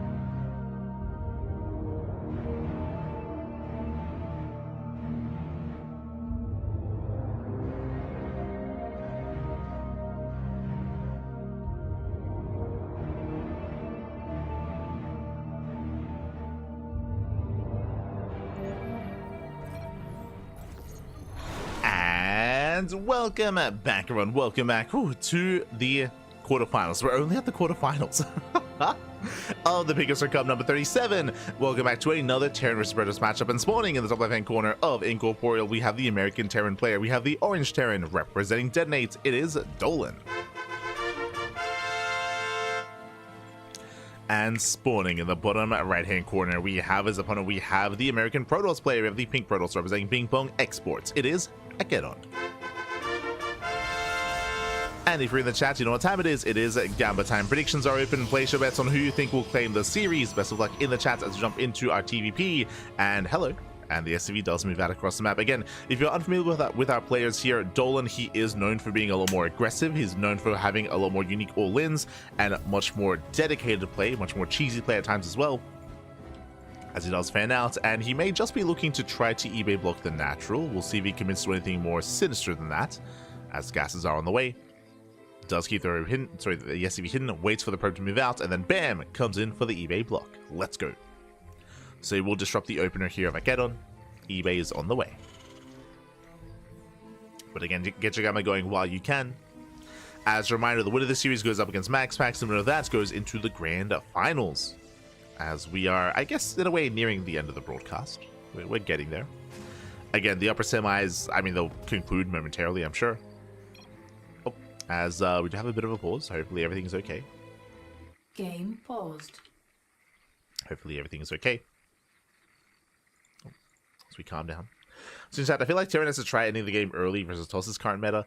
I think I kind of agree. I say kind of because I also feel like, based on what we've seen over the past week of play, especially when it comes to EWC qualifiers, it does feel like maybe a lot of Terrans aren't fully aware of how to play. Oh my god, as Dolan, his mouse did just die.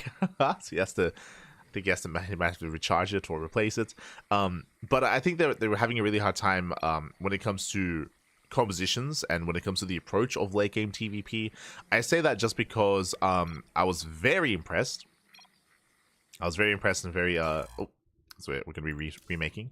But I was very impressed. I was very impressed by Clem. If you're watching Wardy TV Monday on Monday this week, Clem versus Astrea game, I think it was game 2 on Tokamak, or maybe game 1 on Tokamak, but the game on Tokamak, that was crazy. Like, it was really cool to see Clem engage the late game the way he did. Basically, what we saw from players like Ryung and Gumiho and a lot of the other Kyor, Beyond, a lot of the other Korean Terran players is they would go for a Viking heavy style Viking Liberator. They try to go into mech, or they try to go into Ghost. But what we saw from Clem was a very, very nuke heavy composition. Was a very nuke heavy composition. He was going into, I want to say, was it like quadruple Ghost Academy into mass nuke, and he was bullying Astrea in the late game. Like, it was crazy. And again, it was something that I hadn't seen before. At least, again, we hadn't seen it from any of the Korean Terrans in that same position. So it's really cool to see Clem like in that same position, but having like a different approach. Just going mass Viking Ghost into just mass nuke. And the way that nukes would work is, it's not like the nukes would connect with the main army, but the nukes would zone, and the nukes would allow for Clem to actually push into the bases and deny the fringe expansions, and make sure that that the Protoss player could not freely expand and could not freely mine, and they would not accumulate a large bank like they otherwise would. Likewise, because of the non-stop pressure, it also meant that the Protoss player couldn't actually counterattack either. So Clem, he had a unique and really strong approach, I would say, an approach that we haven't seen from the other Terran players out there. So part of me, like, I want to say that yes, like we're seeing a lot more all-ins recently, but I also think that maybe a lot of Terran players haven't really looked too interested in like figuring out late game TVP. And also, you can argue that a lot of them probably just don't want to get into like a 40-minute game, which is completely understandable. Where even if they could win in the late game, do they want to play the late game? It's almost like ZVP as well, where a lot of Zerg players, they just all in against Protoss because they don't want to deal with the late game, for their own reasons, of course. As it's it's definitely maybe not the most fun experience, like late game TVP or late game ZVP.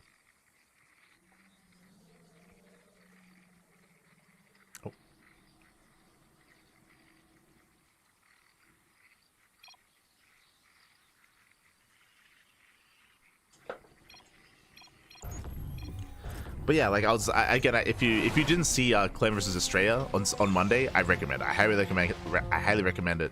Just seeing like this mass Ghost Academy, mass nuke style, it was really sick.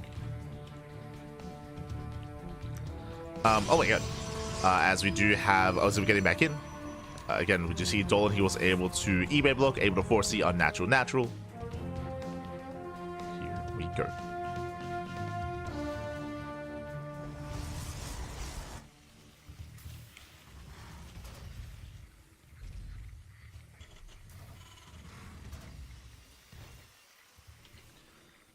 Here we go. We do have our initial eBay block into what? Interaction to factory, double gas follow-up, of course, a delayed CC out of Dolan. He should be expanding from here, but based on his production setup, he may just turn this into an all-in. Like, I'm very, very perplexed by the setup here of the production of the racks of the factory. Hello. Show us what you got.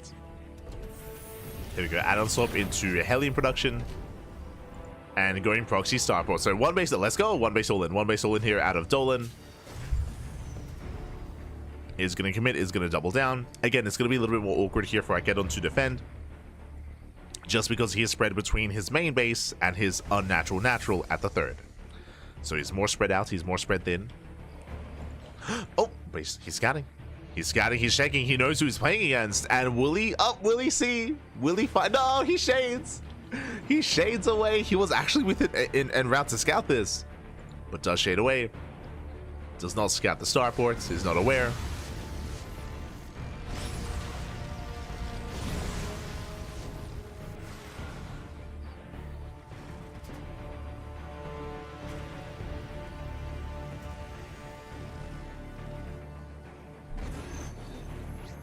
There's a recall back home.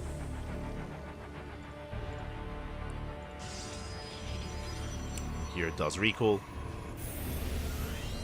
And we are expanding. Okay, so we are eventually expanding. It's a very late CC here out of Dolan, but he's getting there at the same time. Medevac has arrived, and we are going for the drop into the main.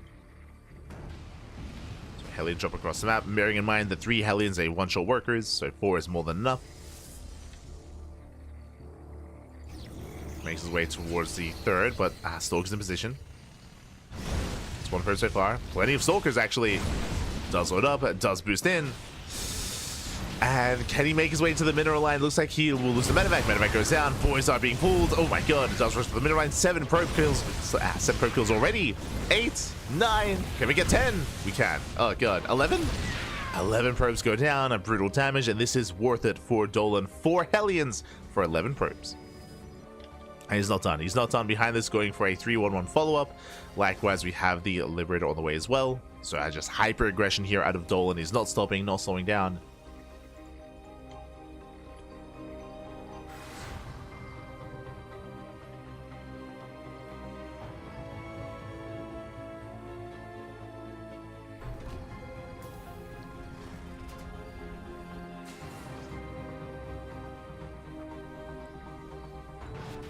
Liberator does make its way in. Gerald, he's keeping up. He's keeping up. Delays the bunker, applying some pressure, not bad. But what I'm worried about here is the stim timing. Again, stim is just so fast here for Dolan. Getting to fast stim and building up his tank count. Massing up his bio. And Dolan, he will have the option to pull the boys. To pull the boys and just send it across the map. Once again, still just disrupting the economy.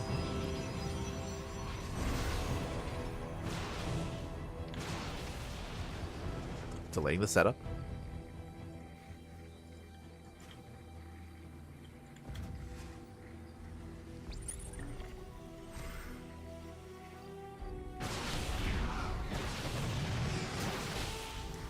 Stalker's a bust into the main. 3 SCV kills. Can he get the tank? Up! Oh, he does. Was it worth it? Gets a tank. It'll cost him 3 Stalkers. 3 Stalkers go down, but this will weaken the all-in. Assuming that Dolan does pull the boys. Here comes the unsiege. Yep, here comes the unload. Dolan does move out, and yeah, he does pull the boys. Let's go. So the all-in is upon us. Does move out. Stalkers, it will disrupt some of the economy, and I believe at least Akedon is aware of what's happening. He's aware of what's going on. What does he have to defend? Charge will complete. Gateways are still on the way. He is down to, this is it, three zealots. That's the army. No shot. We need war pins. We need as many war pins as possible. There we go. We have 6 Zelds to defend. There's going to be 1 immortal. Ay, ay, ay. Percival's going to be going down across the map. I get on, he was banking resources. He did miss a war pin. And here comes Dolan. Here comes Dolan. Takes down the middle line. 9 probes going to be going down. 11 probes even. 11 probe kills. Takes down the expansion. And Dolan can just keep going. He just keep pushing from here. There's just nothing to stop him. There's nothing here. There's 1 immortal. There's a handful of zealots. I mean, that's what the boys are for. That's what they're for. Oh my god. And tank shot to the sentry. Expansion goes down. And Dolan, he just rallies. He just rallies across. Does leave 1 tank out in the open. Oh. And he will lose it. And he will lose the tank. Brutal pickup. Brutal loss there for Dolan. Does race back home. Now what's important here is that, yes, Dolan killed the 3rd, but Akedon, he still has a natural up and running. It's fully saturated like Akedon. He's still in this game. He's still in this. Oh god, the army's heavily overstimmed. Catching out the Stalkers and the Immortal. No. Not quite. Does pull away, but again, this is getting very close. Dolan down in workers. Again, that move out was meant to kill, and he didn't. Did not kill Akedon.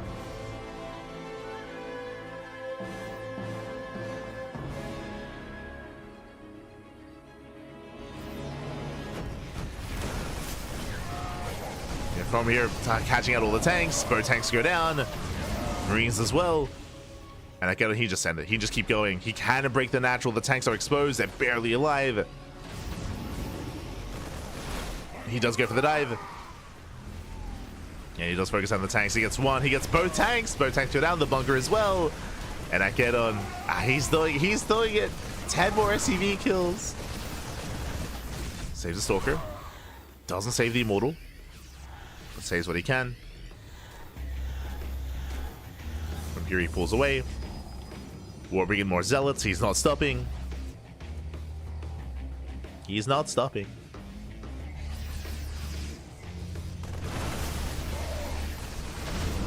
And again, Dolan's just being outscaled. He's just being outscaled here. Again, the all-in did cripple, but did not do enough damage. Not enough, Bappy. Not enough.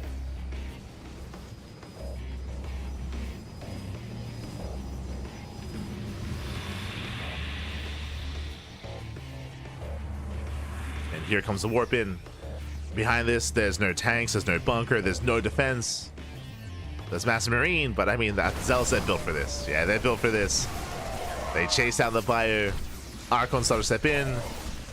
Boy's trying to be pulled away.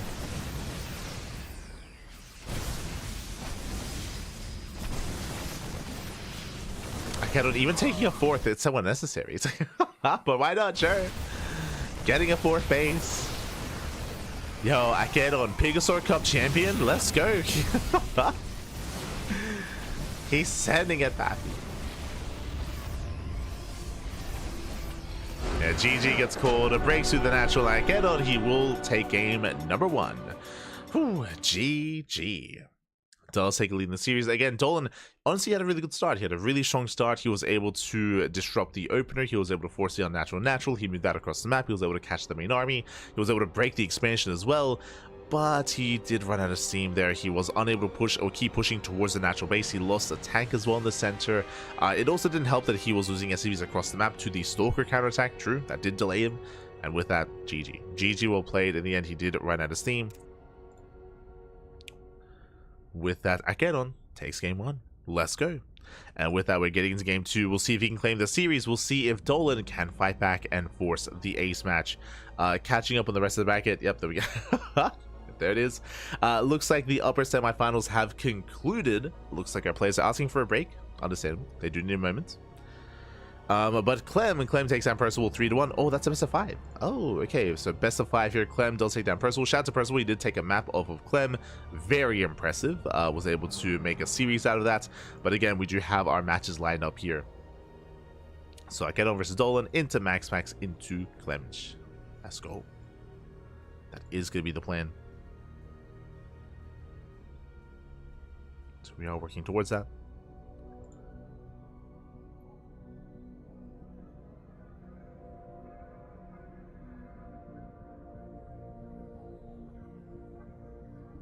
As the players, they do need a moment. Oh, and game 2 is going to be on ley lines. It's going to be on ley lines. Let's go. But we are being joined by the other casters. Just making sure we get everyone involved. Again, shout out to Enki and Rocklets for casting in Spanish and Portuguese, or in Brazilian. Big shout out. Oh. And looks like we should have everyone. Okay, we're good to go. Jumping into game number 2.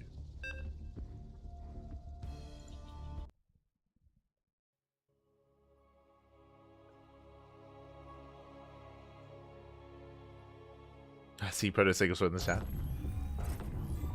Crazy that we have a best of 5 semi-final finish before the second semi starts. Yo, the upper bracket, they were speed running through the tournament map. Crazy, crazy. See, we knew what we wanted. We knew the spicy, the juicy part of the bracket. Ah, it's beautiful. But here we go. We're getting into our next game, getting into game 2, and spawning in the bottom left-hand corner of ley lines. We have the American Terran player. We have the Orange Terran representing Detonate down in the series. We'll see if we can bounce back and force the ace match. It is Dolan. And spawning in the top right-hand corner, we have as opponent, we have the pink Protoss player. We have the American Protoss representing Ping Pong Exports. It is Gerald. Poor Clem stuck waiting in the wee hours. Nah, he's fine, Bobby. He's fine. He just woke up. He's having breakfast, Bobby. He's good to go.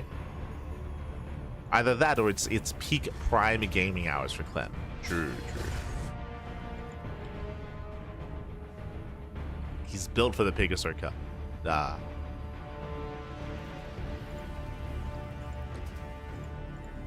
He wants to wait more, Bobby. He wants to... Oh, God. As of now, we're settling in. This time, Dolan does not move out with the SCV, so this time there is no eBay block. There's no eBay block here across the map. No shenanigans yet, but he does open up double gas. So double gas opener, he does wall up the ramp, so he's going for a faster factory into a delayed CC. From here, we'll see how committed he's going to be. We can go into a faster reactor, into reactor Reaper Hellion. We can go into mine, into drop play, then into add-on swap into Banshee. Dolan has options. He has options here with how he wants to bring this about. Let's go. But we expect aggression, 100% out of Dolan. It's who he be. It's who he be.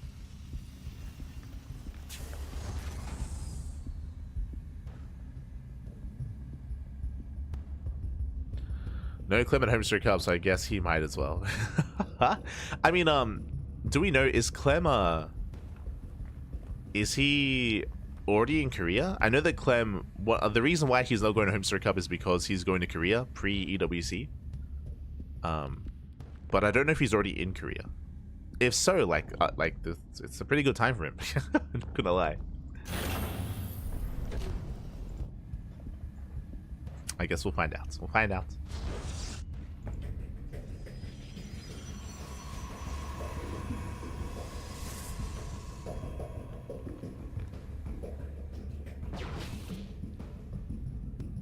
Dolan does poke in. He was playing on Central versus Percival. I think he's home still. Okay. If he was playing on Central, then he's still in Europe. Still not up back.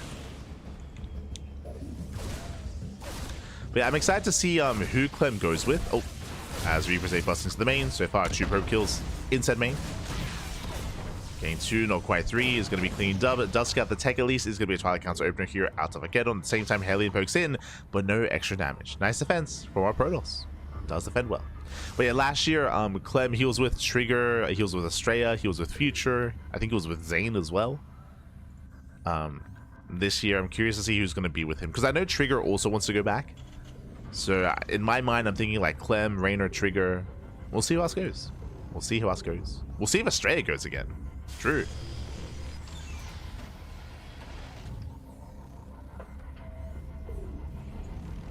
Especially after qualifying. Might go again. We need the content, Pat. We need the content.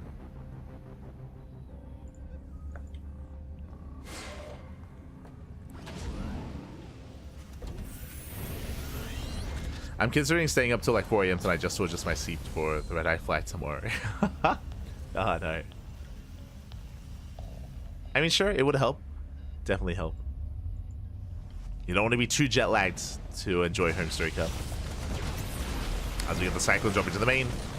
We'll pick up a Stalker, but oh, he's going to lose everything. Oh, no, there's no escape here. There's no escaping this. The medevac goes down. Cyclone as well. That was the purpose of the opener, by the way, to go for the Cyclone drop. Not worth it. Not worth it. 2 probe kills. I get on. He's shutting this down. Dolan. Dolan is in a rough place here. He's getting to his own 3-1-1 setup. He's stuck at home, and again, he's been investing quite heavily into this harassment. You can see the efficiency here, losing a Cyclone, Heli, into Reapers, Medevac, Marines for what? For 4 probes. So far has not been worth it. Now Akedon can freely expand, can freely get a 3rd base up and running. From here, it can tech up as well, take the gases, work towards Storm, or work towards Colossus. Akedon, he's free here for the next couple of minutes. Free to do whatever he so pleases. Now, Akedon does not have to push in, and I would advise against it. Okay, he does poke forward, but again, there's no reason for Akedon to dive in. Like, there's no reason to dive. We just calm down, contain, maybe poke into the bases, maybe get behind the mineral line, behind the gas geyser, but shouldn't try to engage with the tanks. Nice PiGosaur, gets one, gets both add-ons, goes to the gas mining workers, and 3, 4 SCVs. Very nice. 3 SCVs even. Getting a couple of Marines, and from here should get out. At the same time, auto harassing across the map, nothing major. Getting a couple of workers. Oh, the tank is exposed. Oh no, the tank should not be here. No, the tank. It should not be here. Tanker's down, and with that, Akedon, gets more than what he was hoping for here. Gets a tank as well. I'm telling you. PiGosaur Cup champion. He's crazy.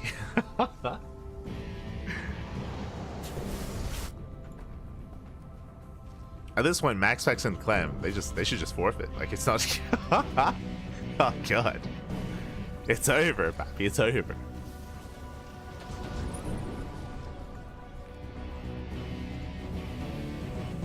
Third CC's on the way. So Dolan, he is going to try to stabilize and try to macro out of this. Going for his 3rd.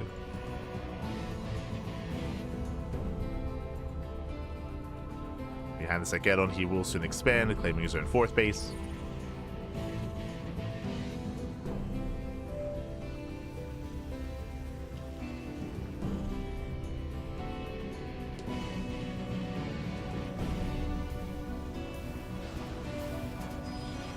So here we go.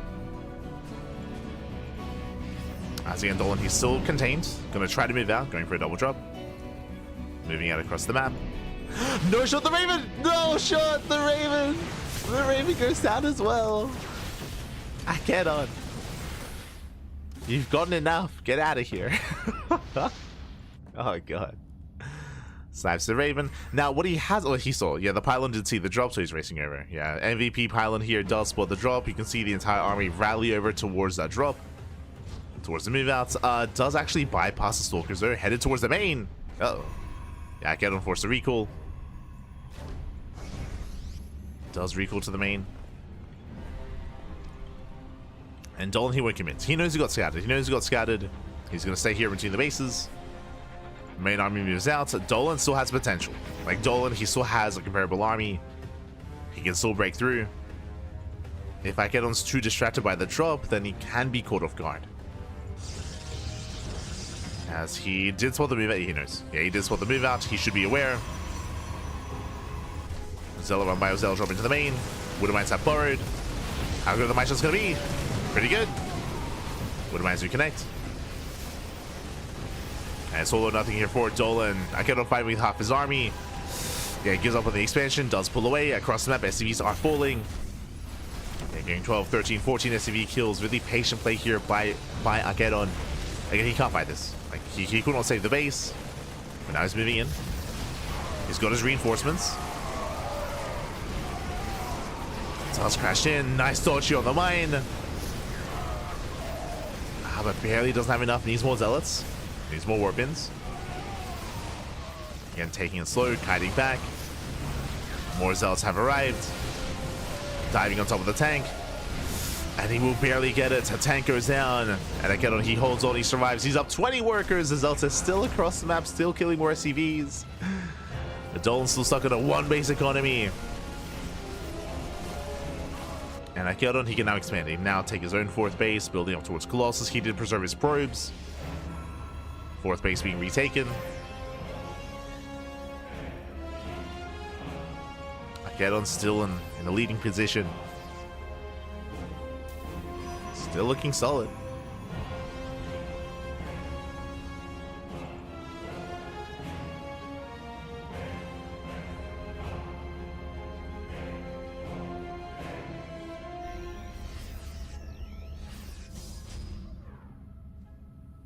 Akeron's moving out.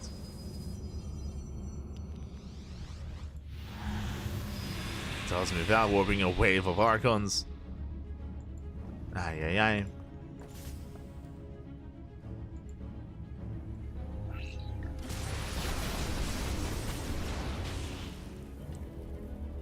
Moving in, does have the supply lead, and there's not much to stop him, right? There's no more tanks. There are some ghosts in the EMPs, true. There are some EMPs available. Again, I'm just waiting for his second Colossus. Nice EMPs. EMPs do connect. Well, that's still collapsing in. The army is weakened from the EMPs, though. The move command, oh my god. Yeah, a bit of a rough move command there. Does take a little more hits. Alas, he should still break through. The points are being pulled. Colossus are going down. Yeah, Gerald taking a rough fight here. Did rush a little bit too far forward. He got a little bit too excited. And with that, Dolan, he will hold. He will hold, he will defend. Does cost him 16 SCVs, though. Does cost him his economy. So it wasn't the best fight there from Akeron. Again, he did overextend. He took a really rough engagement. But still does enough damage. Now, because that fight went so poorly, this is potentially the beginning of the comeback. Like, Dolan, he took a better fight. He's still down in workers. He has mules that makes up for some of it. But if Akeron takes another rough engagement, then Dolan can try to bounce back. But that's what Dolan is hoping for. He's hoping for some better fights, hoping that his opponent does make some mistakes. That is his chance.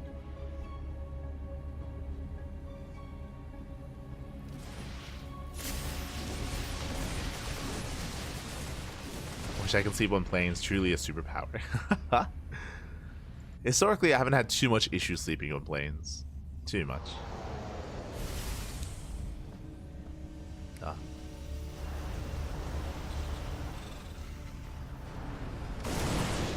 What I don't think I could ever do is sleeping at airports. No shot. Like, that's... No shot. No shot.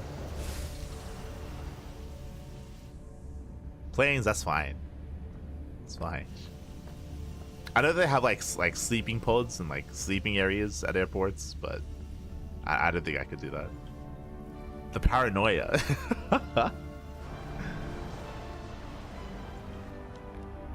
Well, like just the paranoia of of not even of losing something. My paranoia would be of oversleeping and missing the flight, right? Like if you have like a, I don't know, like a 6-hour layover, like, I don't know, you're cutting it close.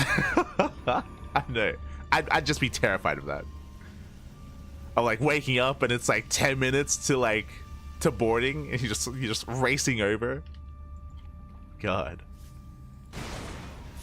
Terrifying.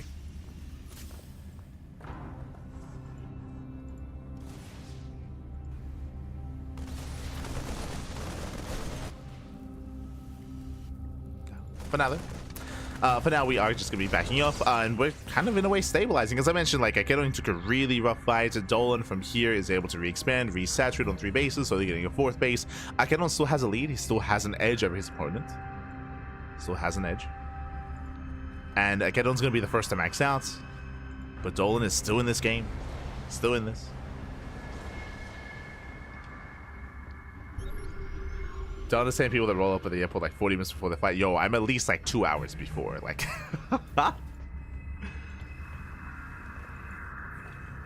2 hours before the flight, even if it's domestic. I mean, you get there ahead of time. Aye, aye, aye.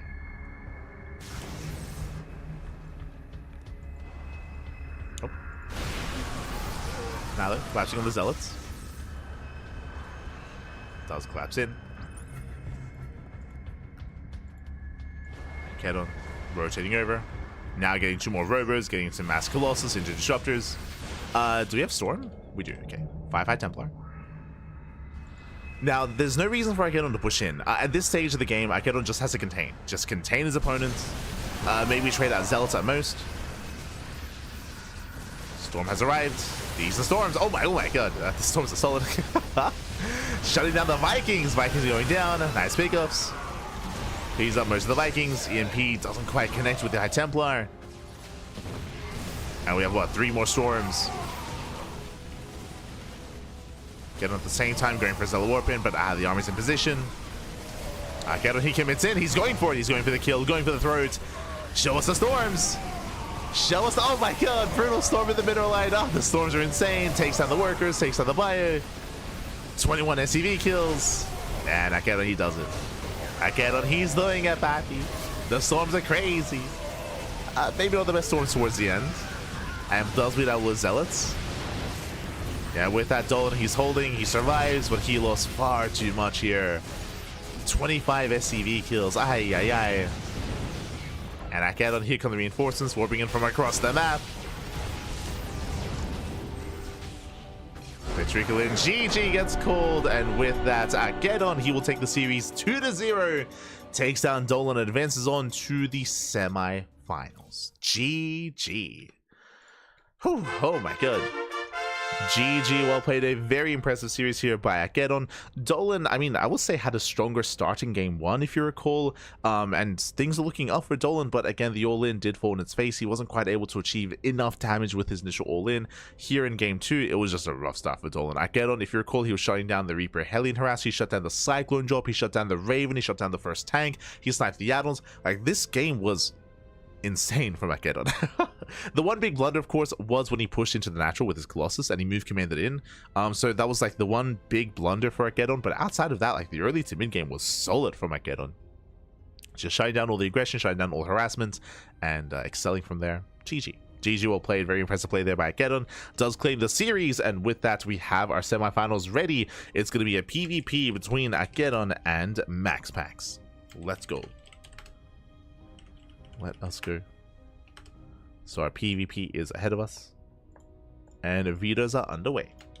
And I believe it's going to be a best of 5. Based on what we saw in the upper bracket, it's going to be a best of 5 semis.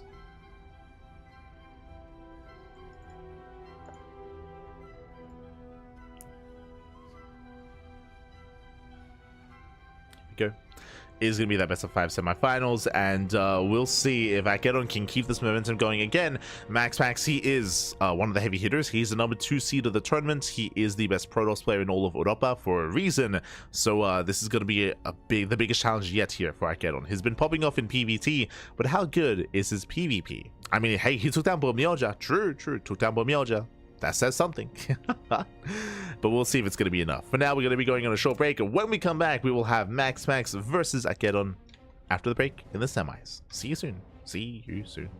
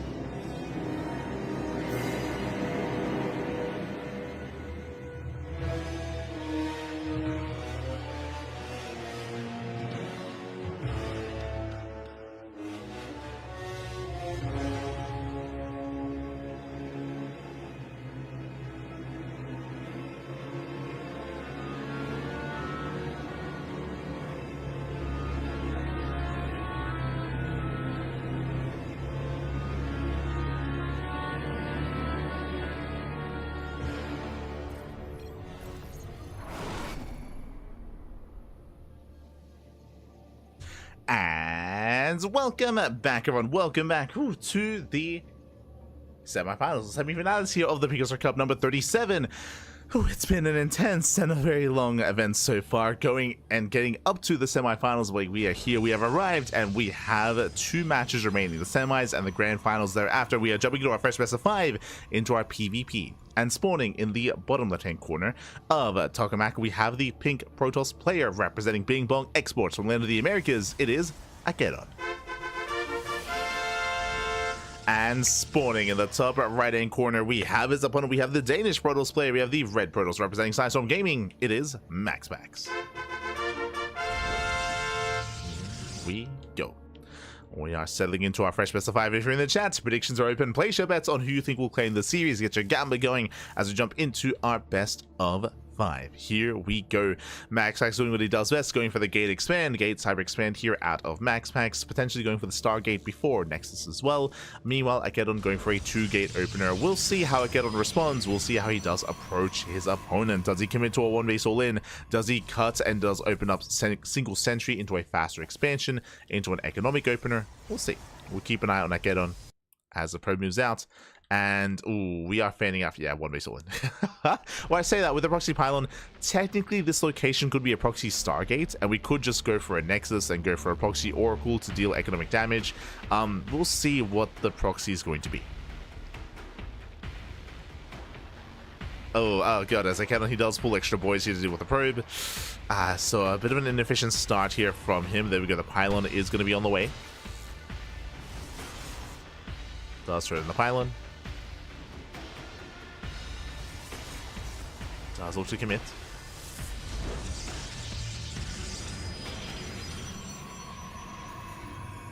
And we have the answer. We have the answer. 1-base all in. Proxy Robo, 1-base all in here out of Akedon. Again, MaxPax, he's very well versed when it comes to this kind of play, and MaxPax, he's aware that the pylon is missing. He knows.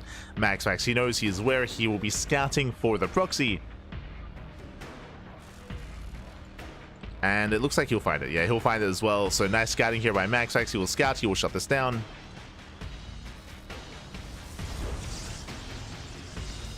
And again, there's a reason why not many pro players do actually do this against MaxPax. Go for these 1-base all-ins just because MaxPax, he's so well practiced at scouting and defending against this. As he pulls back.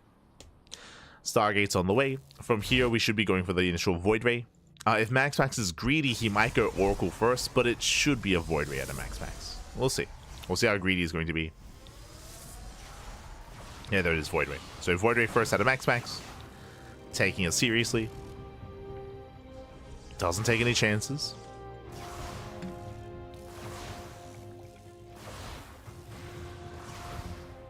Yeah, no chances here. Does fully wall off with the shield batteries. Again, just buying time here for his Void Ray. Likewise, shield battery in the main, just in case. Getting ready for the juggle into the main as well. Speaking of, Prism has arrived. Juggling into the main base. But the Void Ray is ready. Ooh, it does hard down the Prism. Yeah, Prism is forced back. Void Ray, oh my god, gets a lot of... Oh no, the Prism! Prism gets low. And MaxPax holds. MaxPax, he does hold, he does shut this down. He will shut this down. As we do go for another warp in. Akedon going for another gateway behind this. That's going to be a 4th gateway and a Temple Archives as well. Now it does get a kill. Does start down the first shield battery. Shield battery goes down. The second Void Ray has arrived. There's Prismatic alignment. And they are staggered. Ooh, the cannon's finishing. And the shield batteries are somewhat running out of energy, but there's the energy overcharge. Does keep the Void Ray alive. Void Ray did get low. Did get very low here. But the Void Rays are holding. 3rd Void Rays on the way. Takes down the gateway. Takes down the gates. Oh, cannon does complete.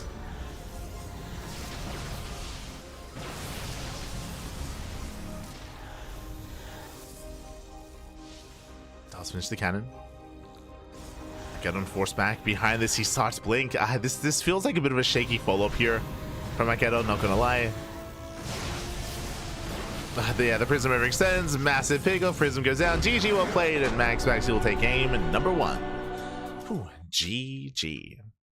GG, well played. Again, I'm not too fond of the idea of going for these one-base all-ins against MaxPax. There are ways you can fake MaxPax out. We have seen that time and time again, even for players like Astrea, players like Hero, players like Classic. But going for the more straight-up all-in and going for the more straight-up play here, I mean, again, MaxPax, it was unfortunate he just found it, right? He found it ahead of time. He was fully aware of it. He was able to skip his Oracle, make the first Void Ray, wall up with shield batteries. GG. GG, well played. Likewise, MaxPax was also ready in the main base as well with his shield battery just in case we saw the all-in head into the main, so he was ready there as well. And with that, MaxPax takes a lead.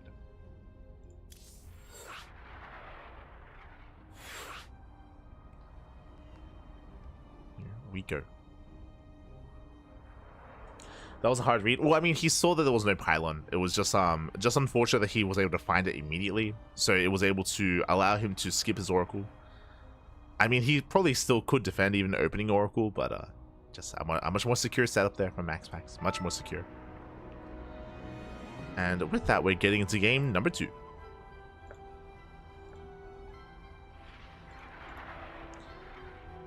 Getting into game 2, and we'll see what Akedon has in store for us. Again, we expect more of the same from MaxPax. We expect another economic opener.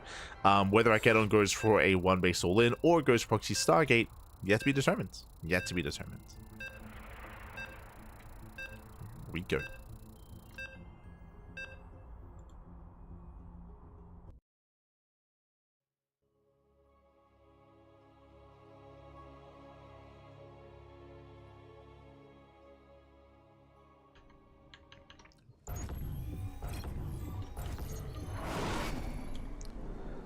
Here we go, we're getting into that next game, and spawning in the top right hand corner of Percival, we have the Danish Protoss player. We have the red Protoss representing Sidestorm Gaming, leading the series 1-0.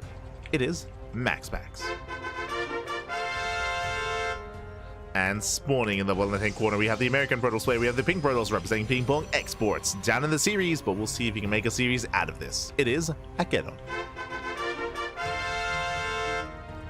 We go. We are going to be settling in, and once again MaxPax going for his own Gate Cyber Expand on the low grounds, and again we expect this out of every game from MaxPax. Whether or not Akedon commits to another one-base all-in, that's what we're waiting for. That's what we are looking for.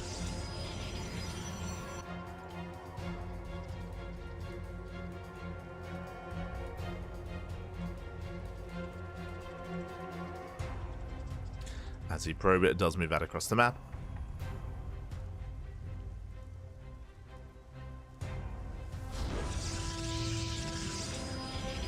Move out. Once again, 2-gate opener out of Akedon. Probe it does head towards left hand side, and this does look like a prime location for a proxy Stargate, which wouldn't be an all-in, it just would be a way to try to cripple the economy of MaxPax. But again, this is a very common location. Like, this is very common.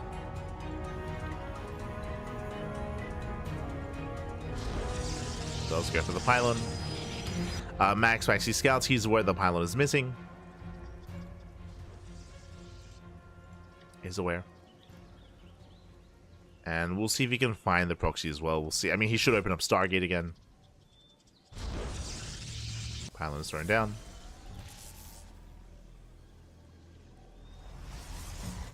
Waiting for the Cyber Core. Is it the Stargate? Is it the Robo? Huh. Double Adept. There it is, a proxy Robo, one-base all-in. So one-base all-in here by Akedon. Does open up Double Adept. There's that Stargate from MaxPax. And once again, MaxPax, he is looking. He does scout towards left-hand side, and he will find this. Again, this is just a really common proxy location. I assume it was going to be proxy Stargate, but it's going to be proxy Robo. Regardless, both are viable here in this location, and MaxPax will find it. So we'll find the proxy. Behind this, once again, he can open up Void Ray. Just Void Ray, Shield Battery, Supernatural, Shield Battery in the main base. We should be seeing the same kind of setup. And we'll see if Akedon can find a little bit more success.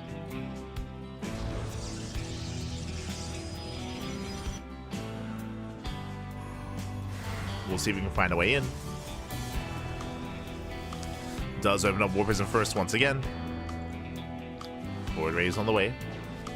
Once again, we do see MaxPax just fully roll up here at the natural. And we're still waiting for a shield battery here on top of the... There it is. Still waiting for the shield battery in the main. There we go, shield battery's on the way as well. So again, this is the exact same response that we saw at MaxPax in game 1. Same setup. For good reason. Like, it's also really cool to see him go for the Forge. The Forge can be really crucial here just because your production is limited, right? Like MaxPax, what does he have? He has 1 Stargate and 1 Gateway. So his production is very limited. Cannons are a good way to supplement that and to support your army. Especially if you know that you're in an all-in or defending against an all-in, and there it is, cannons are on the way.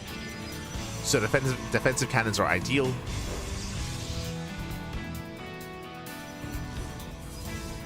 Gerald does go for a faster Twilight Council this time.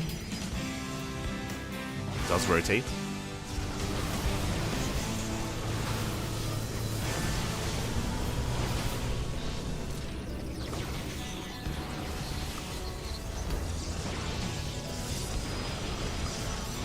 Does rotate.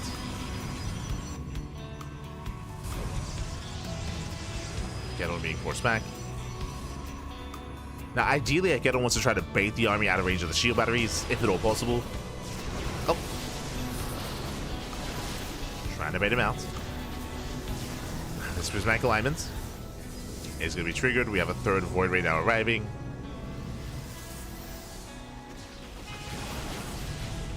MaxPax, he has the sentry. Has a Guardian Shield.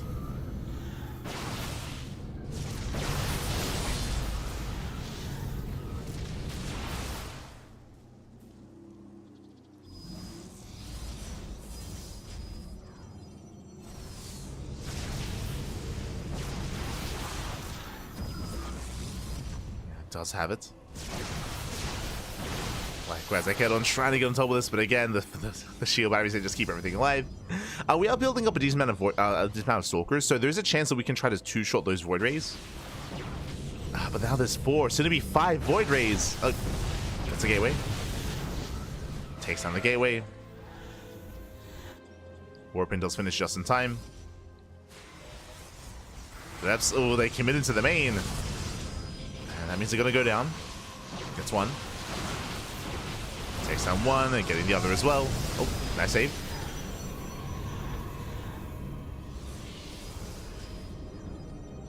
And we've built up to how many? Up to 13 Stalkers. A Blink is almost done.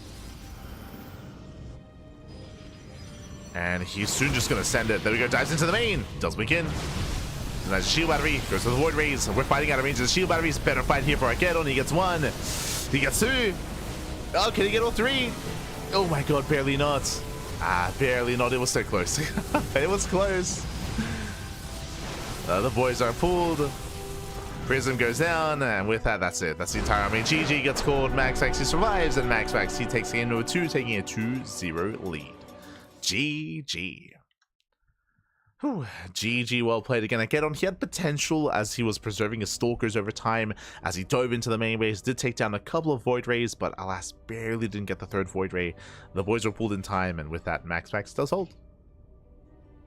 MaxPax, he holds, he defends, and with that, MaxPax will take a lead in the series, or extend his lead, and is 1 game away from claiming the series. Let's go. Let us go.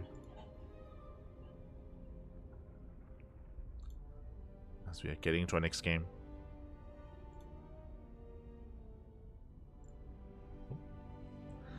And again, we'll see if Gerald can begin the comeback. Once again, we do kind of expect like the same setup here.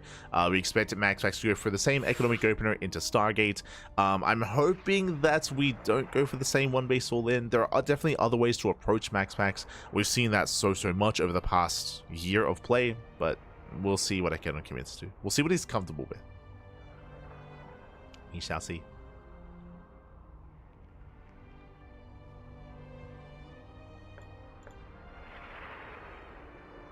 So we are getting ready for our next game.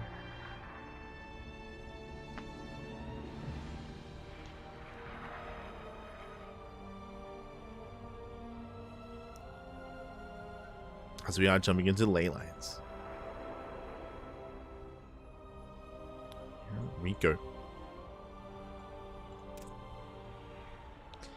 Leyland's going to be one of the larger maps here, and there are definitely other areas here to proxy, so you can try to successfully hide it, potentially. We'll see. We shall see. Give us like a Nexus first. Give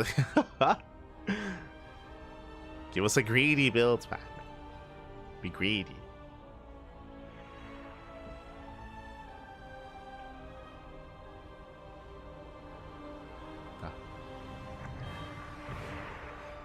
And again, of course, Clem is patiently waiting in the grand finals, patiently waiting for the winner of this match.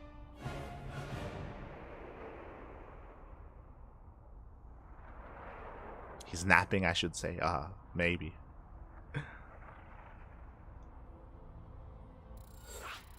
So we go. Players are ready. Jumping in. We are going to be jumping in. And depending on when we do wrap up here, I believe this is our only cast for the day. So we could ladder. I say we could ladder. I still haven't had any breakfast. I would like to get something to eat. So we'll see. We'll see. As spawning in the right corner of Leylines, we have the American Protoss player. We have the Pink Protoss representing Bing Bong Exports down in the series. We'll see if we can bounce back, and can we put a point on the board, Pappy? Can we send it? It is a cannon. Give, Pappy, give. And spawning in the bottom left hand corner, we have his opponent. We have the Danish Protoss player. We have the red Protoss representing Sidestorm Gaming. It is MaxPax. Here we go.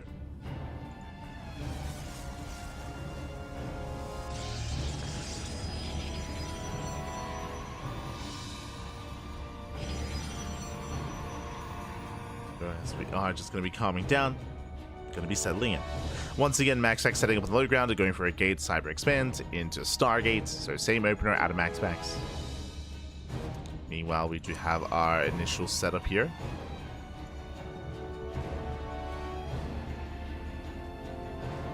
From Armageddon. Okay. Just scan the low ground and we'll go for a 2-gate opener. So 2-gate opener out of Armageddon. Probe moves out, and do we go for another proxy robo? Do we go for the same build 3 games in a row? There's a high chance. Oh no, there's a high chance of it happening. The deja vu is real. It's real. I mean, last game it was executed better. True. Like it was a little closer in game 2 compared to game 1. Interesting. This proxy location is further away, so it's a bit of a further away proxy here. But it is, I would say, in a more hidden location. I think the more common proxy locations are here, like here outside of the triangular third base, or here towards the center of the map as well, or down here at the ramp. So there are definitely more common proxy locations than, yeah, with one base all in. One base all in out of out of Armageddon. MaxPax, he will confirm the pylon is missing. MaxPax is aware. Does open Stargate. And we'll see if MaxPax finds this proxy. Oh boy. He's locked in. I cannot. He locks in the probe, Pappy. He does lock him in. I like that. It's cute. Shield batteries on the way.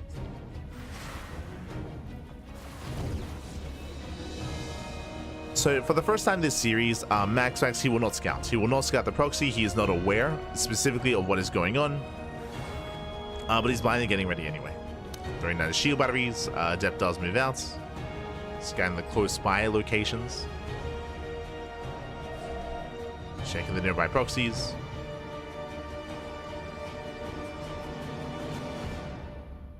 Void Rays on the way. We are missing those extra shield batteries. No, wow, he finds it. He finds it. He confirms the proxy robo. He's fully aware what's going on. Forge on the way. There we go now with the shield batteries. Now these shield batteries are late. They are delayed shield batteries here compared to last game because of the later scout. So Armageddon has that going his way.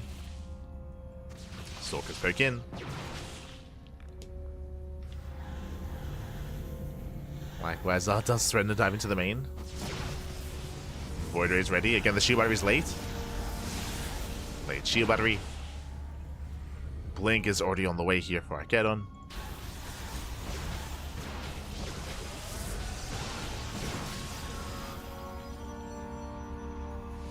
So far, MaxPax is holding.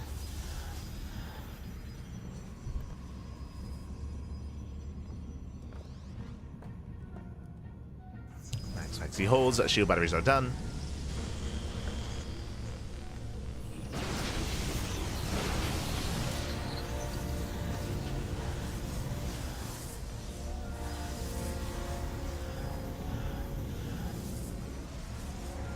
Still massing up. Now, just like the last game, the goal here should be to preserve the units. Should be to poke in, threaten the gateway, threaten the army. Oh, gets a sentry. Oh, but bleeds out a stalker. Ideally, you want to preserve the stalkers until Blink finishes. Right, Blink is on the way. We're holding out for Blink. But already lost one.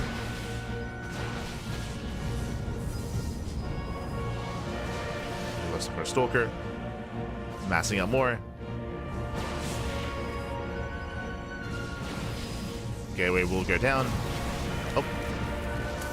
Losing a second stalker. Again, every stalker counts. Now, because Blink is done, he can rotate and dive into the main. Or he can even just dive under the Void Rays. He has options. There we go. He's going for the main. He's going for the main base. Does Blink in. Goes to the cannon. Cannon goes down. But it does buy time. He can two-shot. Takes down a Void Ray. He gets one. He gets one. Oh, he doesn't get two. Doesn't get the second Void Ray. I thought that was 4 stalkers for 1 Void. I guess 3 for 1. Dives on the cannon. Gaining ground. It goes to the Void Ray. Will break through. Gets 2. And it looks like Gerald, he's done it. He's done it. Oh god, he takes down every single Void Ray. Will lose the Prism. But Gerald, he will finally break through. Let's go. 3rd time is the charm. And again, this time MaxPax, he had a late reaction, he had a later scout, he had later shield batteries, later defensive setup. More boys are being pulled. We came with the production. Takes out another Void Ray. But he's running out of steam. He's running out of steam a little bit here. He's down to what, 4 stalkers? Down to 4. I mean, again, he's done a lot of damage, don't get me wrong. He has done a lot. He has enough. Yeah, he should have enough. Whew, okay. Does have enough. Takes down the shield battery. 2 stalkers left. Remember, there's no blink. GG gets called, and Armageddon, he does fight back. He does put a point on the board. Whew, he does take a game off of MaxPax. Let's go. Let us go. Again, MaxPax, he had a later scout. He had a later reaction here. Everything was slightly delayed this time for MaxPax, even though he was able to pick off a couple of stalkers. And with that, Armageddon does make a series out of this. Let's go. And is this the beginning of a comeback? Do we just double down? Do we commit? How does, or do we go for the same build 4 games in a row? Do we just do we just go for the same build and just pray that it just keeps working, or that it works again? We're here to find out. Let's go. Let us go. Clem is standing by and growing his hair. Ah, he is. Have you seen Clem recently? Yo, his hair is, he's got a lot of hair. He's got a lot of hair, man. Ah.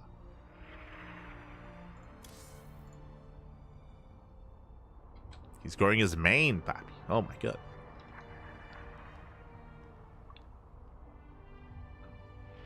Majestic, luscious, papi, luscious. Ah. Up there with Chicken Man say, true, true. Not wrong. They need to film a commercial together. For silky smooth conditioner. Ah.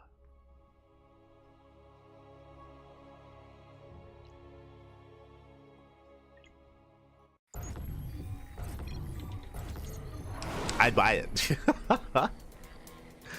But here we go, spawning in the bottom right hand corner of Incorporeal, we have our Danish Protoss player, proving that he can bleed. He can bleed here again. He had a later reaction and a bit of a harder response to the all-in. We'll see if he can tighten things up. As spawning in the bottom right hand corner, we have the Danish Protoss player. We have the Samsung Gaming. It is MaxPax. And spawning into the top left-hand corner, we have the pink Protoss player. We have the American Protoss representing Bing Bong Exports. It is Armageddon. And again, he had some cheeky moves in the last game. He was able to catch the probe, he was able to shut it down, able to delay the scout of MaxPax, and because the scout was delayed, MaxPax, he delayed his response as well. Later shield batteries, later forge, later setup, and with that, Akedon, he was able to abuse, he was able to overwhelm. GG. On top of that, not just that, but he last game, he actually went for a faster Twilight Council and faster Blink, faster than all the other games as well, so his timing was a lot harder, it was a lot stronger, did it faster when it came to the dive into the main. And again, MaxPax, he was out of position. It's out of position. Whew. Ay, ay, ay. And we're doing it again. Probe is moving out. This time, MaxPax, he's walling up in the main base. He is not walling up in the natural. So it looks like MaxPax, he may even just go for a one-base defense. True. What this means and what this entails is that he won't be spread thin between two locations. He won't have to invest into shield batteries here at the entrance to the natural. Instead, he can just focus at the ramp and here in the main as well. So this is a much safer setup here at a MaxPax. Much safer. The builds may turn out to be the same, but like the positioning here in the setup is very different. Cybercore is almost done. This time, MaxPax does not go into the base. Oh, dips in, dips out. And is going for the proxy robo into one base all in. So one base all in here out of Akedon. Zealot does scout, does confirm. Ooh, we can even focus on the pylon. Yeah, and again, like this is just such a defensive setup here from MaxPax. He will hard counter. Going for the pylon, he will get the kill. Where are the Stalkers? Yeah, they're late to respond. Stalkers are late. Pylon is going to go down. Behind this, MaxPax is expanding, but again, because of his setup here, he's willing to like give up on the low ground if need be. So the defense is going to be more centralized here. Not going to be spread out. Robo is repowered. Going Oracle first. Bold move, but I think he can get away with it because of the delay. So Oracle into delayed Void Rays.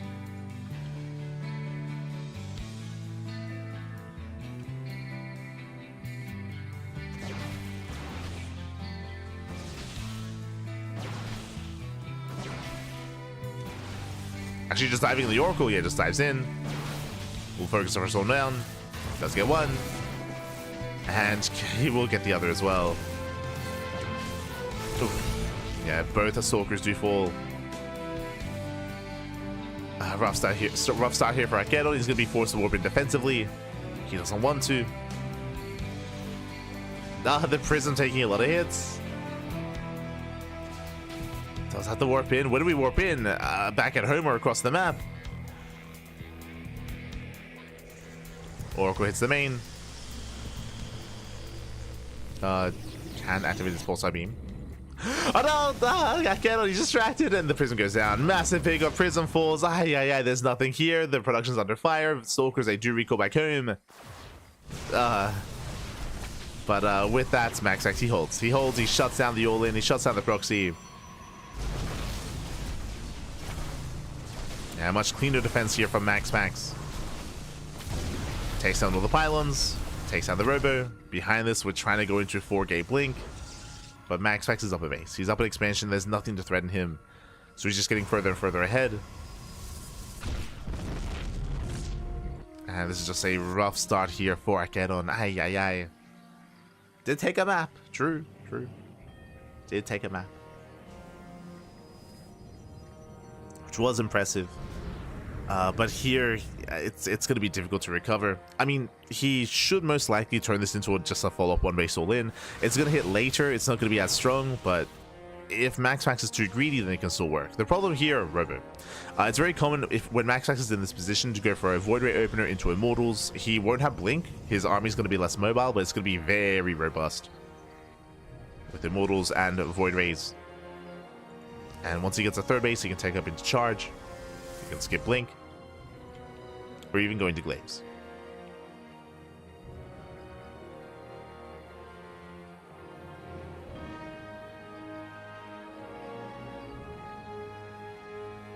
We consider playing this as a best of 3 for schedule. I mean, you say that. It's only been like 3.5 hours. Oh, God. Yeah, GG will play. Good luck. And with that, MaxPax, he will claim the series 3-1. He will advance on to the grand finals. GG. GG, well played. But a shout out to Akedon because, hey, he fought his heart out to make it this far and he even took a map off of MaxPax as well. Very impressive, very well done there by Akedon. Again, we did not expect him to have such a strong performance here, but he popped off. He popped off, taking down Astrea, taking down Dolan as well. Very impressive play there by Akedon, repping NA in the semis of the PiGosaur Cup. GG. GG, well played.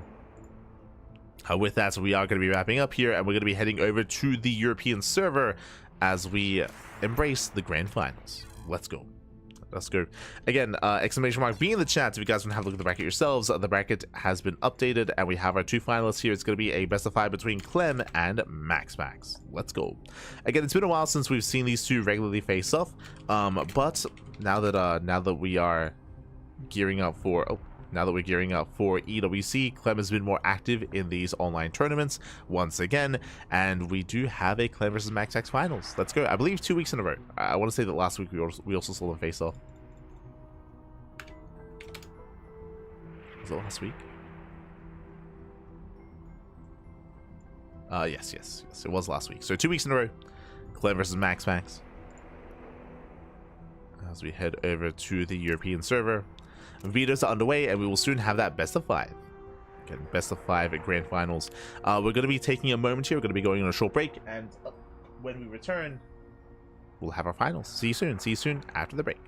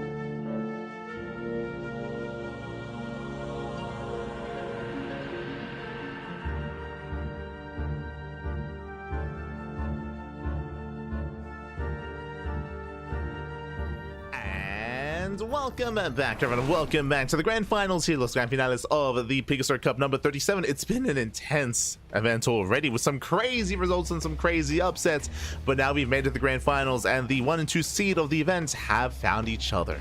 Of course they have. In this best of 5, and spawning in the bottom left-hand corner of Ultra Love, we have the French Terran player, we have the Red Terran representing Team Liquid. It is Clem. And spawning in the top right-hand corner, we have his opponent. We have the blue Protoss player representing Sidestorm Gaming from the land of Denmark. It is MaxPax. Here we go. And if you're in the chat, you know what time it is. It is Gamba time. Predictions are open. Place your bets on who you think will claim the series. Best of luck in the chat. Coming into this, I do favor Clem coming into this matchup. But as a reminder, this is a rematch of last week's tournament, and MaxPax did defeat Clem 3-2. It went all the way to the ace match, it went all the way to game 5, but MaxPax did still claim that series, so we could see him do it again. Regardless, I mean, the matchup, the scoreline kind of says something there. We do expect this to be back and forth, right? We expect this to go to a game 4, to go to a game 5. We expect this to be more of a dynamic series, but we'll see as Clem opens up double gas. Ooh, double gas opening here out of Clem and going for a more tech-heavy start. This can lead into Banshee plays, can lead into Reactor Reaper Hellion, can lead into Cyclones, can lead into tanks. This can lead into a variety of different ways. We'll see where Clem takes us.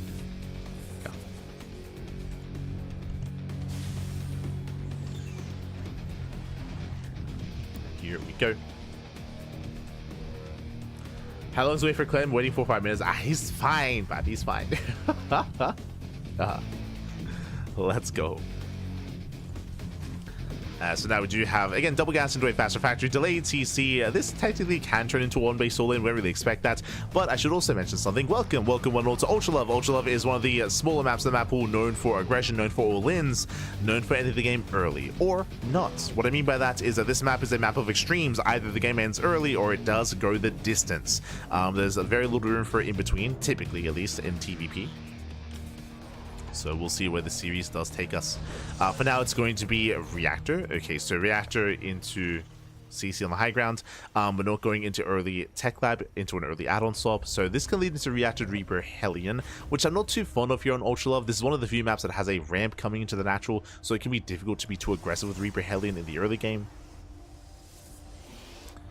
Instead, Starport is on the way. It looks like Reactor Marine, not Reaper. Yeah, wouldn't mind drop. Okay, so we're opening up with a mine drop here. Opening up with some drop play. Reaper does get across the map. And what I'm most curious by is how many Widow Mines and what we go for after the initial mine drop opener. Let's go. Let's go.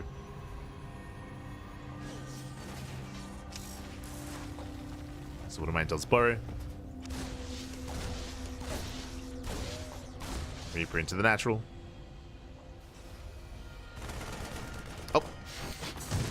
And the hallucination does confirm the setup, does confirm the lack of tech labs, and is now aware of the mine drop. So MaxPax, he knows. Behind this, we have extra gateways on the way. So far, 2 gate opener, 2 gateway setup here, 3 third gateways on the way as well for MaxPax. Again, 2 gate openers are a rare sight. We have a safer setup here from MaxPax instead, going for a delayed expansion for faster and more stalkers. Ooh, hallucination does try to confirm the add-on swap. Does get eyes on the move outs. Does get eyes on the drop. MaxPax, he will shadow this medevac.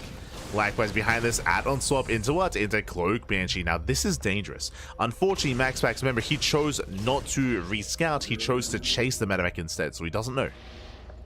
MaxPax, for the time being, is unaware as to what's going on.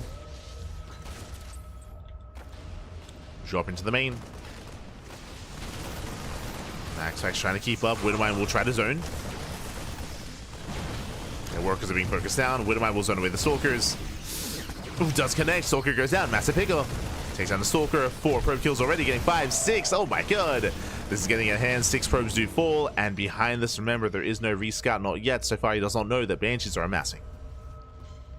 So a strong start out of Clem. As you saw when it came to that drop play, the Widowmine was not meant to get worker damage. As you saw, it was meant to zone away the stalkers. And the Marines, they focus on as many probes as they can. And they're still alive. They're still in between the bases. Banshee moves out. Robo just now begins. So late Robo, late detection, late observer. This is a Robo after the third. So greedy build here from MaxPax. or greedy follow-up. Hallucination, he knows, he sees. Yeah, he does see the tech, he's aware of the Cloak Banshee. Now he knows, but he can't do anything about it. Like, what can he do? I mean, thankfully, Shield Battery, okay. Shield Battery's in position, bleeds out one probe. No Shield Battery in the main.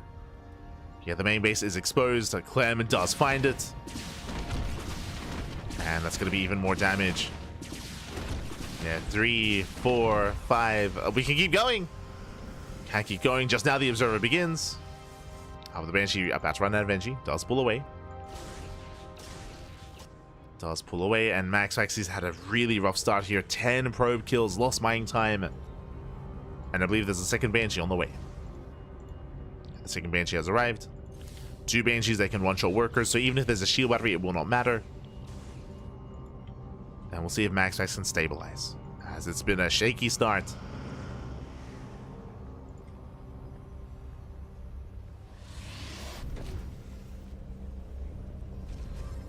Back at home, we're building up.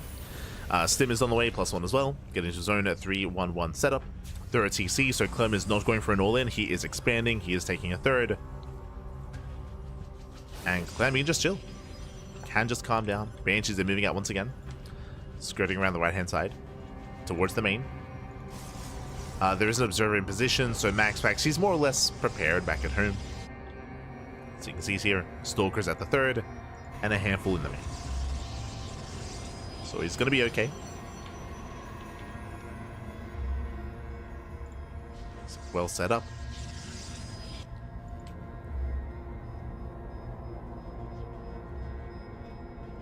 Banshees, they dip in.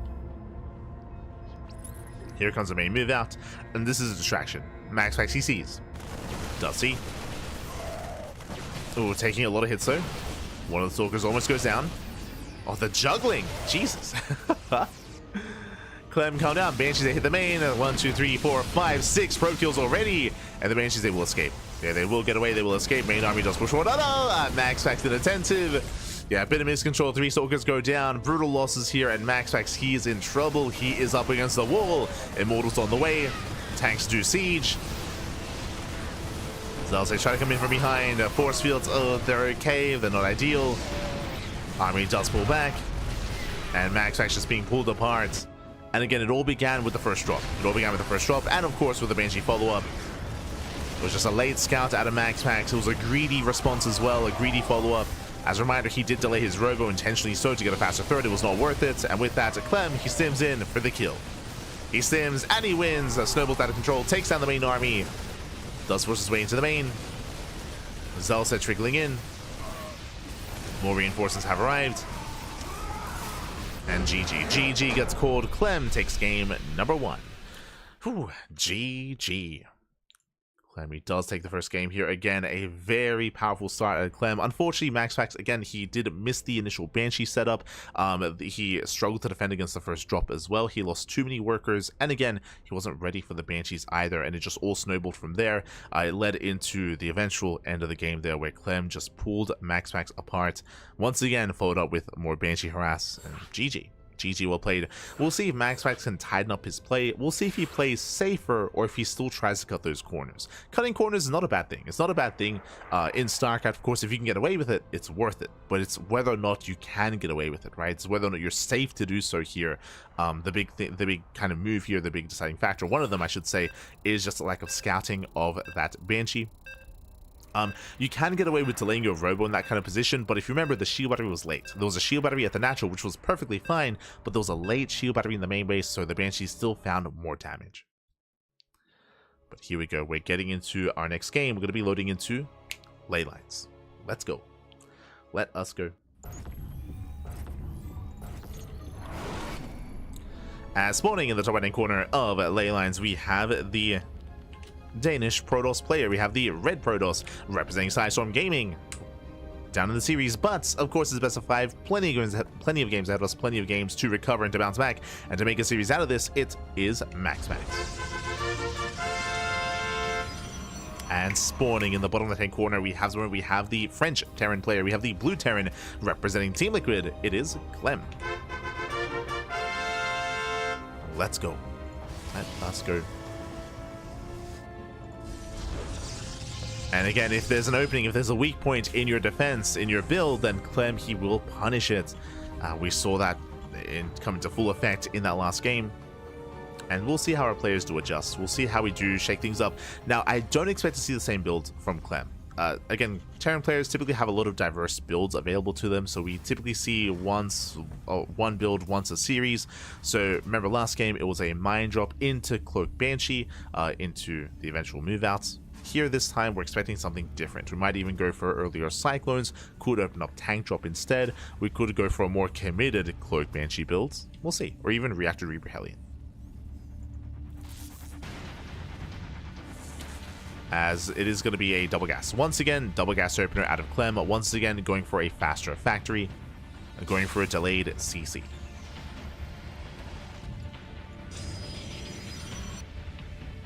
Here we go. Last game it was Rax, Reaper into Reactor into Factory. To Mind Drop. We'll see what he goes for after the first Reaper. We shall see. As a reminder, MaxPax last game, he went for a 3-gate Blink opener. He went 3-gate Blink into a third base before the Robo. He could go for a safer build this time. Could go for a faster Robo instead and faster gases. Both players have options. So far, Reaper into Reactor. So far, the same setup. CC on the high ground. Reaper moves out.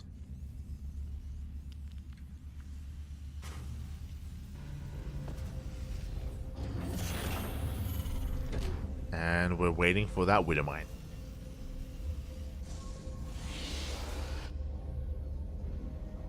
Oh, never mind. Okay, so it's going to be Reactor Marine.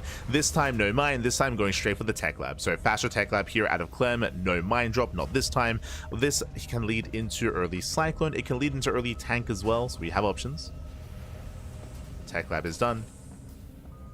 And does open Cyclone. Okay, so this is going to be a safer setup here. With the Cyclone, it does mean that we can defend early on against the early Adept and Stalker aggression.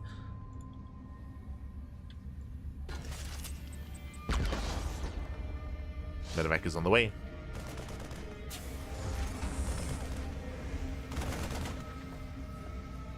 We'll see what Clem can get done. Now, because of the earlier Tech Lab, because of the earlier Cyclone, we can go from here into an extra Cyclone. We can go for an early Tank. We can go for an add-on swap, a faster swap into Banshee. Cyclone is revealed. MaxPax knows. He throws down extra gateways, so 3-gate Blink. And he's going for the tank. Oh my god, so really fast tank production here out of Clem. He does not add on swap into Banshee play. Building up his tanks and getting ready for an earlier move out. So tanks are amassing faster than normal. Faster than last game. Clem does boost in. Gets highs on the third. He shouldn't force a cancel. I mean, that's a lot of DPS. No shot. Stalker gets turned away. The base is taking a lot of hits. Okay, yeah, we have 4 Stalkers. We're okay. We have 4 Stalkers. MaxPax, he should be able to hold on. He should be able to deflect. Takes down the Marines and does defend. He does defend. He does hold. Now, this base is taking a lot of damage, and do you see what we're doing? We're rallying. We're just rallying immediately across the map with those tanks. Remember, it was early tank production, and Clem is going for... This is even more aggressive than like a Beyond move out. Ooh, Medevac takes a volley. And the goal here is to break the third, but he's bleeding out a lot of Marines. Yeah, missed rally there from Clem. Ideally wants to try to bait the army out. Remember, MaxPax, he hasn't seen the follow-up. Not completely. Yeah, here comes Hallucination. Needs to confirm. He is moving out. I don't think Clem can push in. Like, there's just too many Stalkers. There's so many Stalkers. Shield batteries on the way as well. There's going to be a force field. The Raven can add some complexity here. He can, of course, auto turret. He can throw down the turret and set up for the siege. And here comes Clem. Again, I'm not completely convinced by this. Like, MaxPax, he's been warping in. He's not been skipping. He's been warping in Stalkers. Dies on the first tank. And the tank does go down. Gets one. Takes on a tank for Stalker. Better trade for MaxPax, and Clem has to get out of here. Yeah, Clem, he's been deflected. Clem has to retreat. He's not going to. I mean, if he tries to get away, he's going to be shut down. And Clem, he will lose everything here. The Marines, the tanks, the everything. Raven survives, only the Raven, and Clem, he's in the gutter here. When it comes to his army, like, he has almost nothing left. MaxPax, he can push, and he can end the game with this counterattack. Again, MaxPax playing very safely here. Didn't skip Warpins. Massed out more Stalkers. He had the high grounds. And he did punish the aggression of Clem. And with that, we have a series. We're going to tie things up here. The boys are being pulled. We pull the boys. More SCV is going to be going down. The Immortal has arrived. GG gets called, and MaxPax ties up the series 1-1. Whew. GG. GG, well played. Again, Clem, he was bleeding out a lot of Marines in the lead up to that tank push, and at a certain point he had to recognize just how many Stalkers there were and that tank push would not work. There was just too much of a defensive setup. Likewise, MaxPax, he had control of the high ground as well. If Clem had sniped like a Stalker here or there early on, then maybe, but he didn't. The Stalker count built up over time. MaxPax holds. GG. GG, well played. With that, we're getting into our next game. We're going to be loading into Game 3. And once again, we're expecting a different build out of Clem.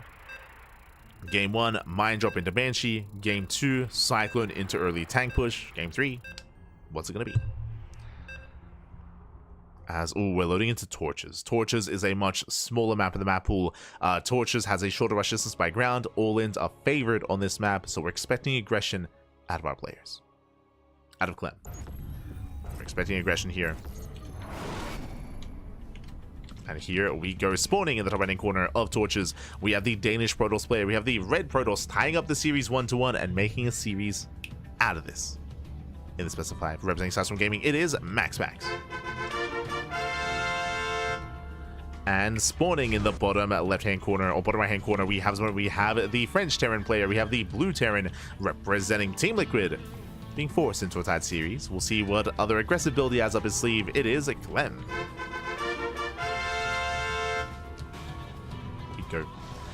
Last game, Clem, he was just trying to brute force the issue at the third base, but alas, MaxPax, he was well set up for it. He did preserve his units over time. He was ready with the shield battery, ready with the sentry, ready with the force fields, just all over Clem. And do we open up double gas once again? I imagine we will. Yep, double gas. So double gas opener out of Clem. What haven't we seen yet? I'm not too fond of Reactor Reaper Hellion on this map. The reason for this is because there's no Reaper Cliff into the main. You have to go through the natural to get it, to gain access to the main base. So that is less effective. The rush distance by air is very short. So because that Banshee play is quite common. Banshee play is quite common here on Torches, to get across the map as quickly as possible. Because Banshee play is common, Stargate openers have also been seen a little bit more here on Torches as well. So that is going to be a viable option for MaxPax. So we'll see if he does open Stargates. You know, do we mind game each other?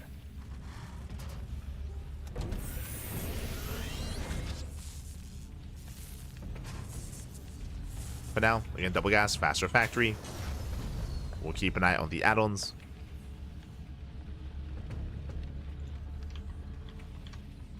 We are setting up.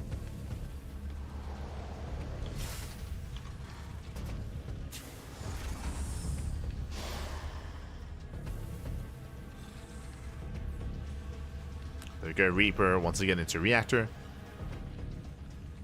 Into Reactor Marine, most likely. And do we go for the Tech Lab? Do we go for the Widowmine? It's gotta be Tech Lab. Gotta be. Reaper's deflected. The Reaper's going to be shut down. Not bad. Yeah, the Reaper doesn't scout anything, and there it is, Stargate opener. As we mentioned in the lead up to this game, the reason why we brought up Banshee play and Stargate play is because it's very common. Ooh, it's going to be Reactor Reaper Hellion. Okay, there's a lot going on here. First things first, I'm pretty sure this Stargate opener is designed to try to hard counter something more, well, to hard counter Banshee play from the side of Clem. We'll see if Clem does take the bait and does go for that. Starport's going to be on the way. But now we do have Reactor Reaper Hellion, and I'm a little bit less convinced that this is going to get much damage done. We'll see how many Reapers and Hellions we commit into. Do we go up to 3? Do we go up to 5? Adepts, they have arrived. They take over control of the natural. They deny the SEV. They focus on the Hellion. Nice pickup. Hellion goes down. Ooh, going for the Reaper as well. Doesn't quite get it.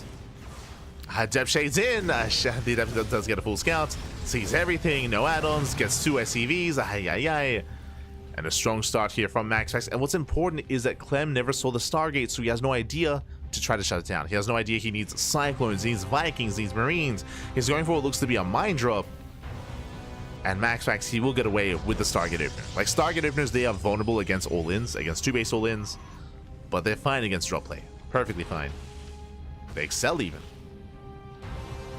Because these are designed to try to catch at the medevac and shut it down. And remember, Clem, he hasn't seen the tech, he hasn't seen the Phoenix. He has no idea. Clem has no idea. So it's going to be a mind jump into add-on swap as he moves out. Phoenixes, they do catch the medevac a little bit early, so we're able to respond in time. This also means this add-on swap, I'm pretty sure, wanted to go into Banshee play, but now, yep, forced to make a Viking. But I do feel like MaxPax showed his hand a little bit early. I think he could have lured out his opponent a little bit more and engaged on his side of the map instead, and maybe even baited out something like Banshee play. So it does feel a little bit premature here from MaxPax. It does at least deny the drop. Behind this, going into Macro Accelerators, going into Cyclone.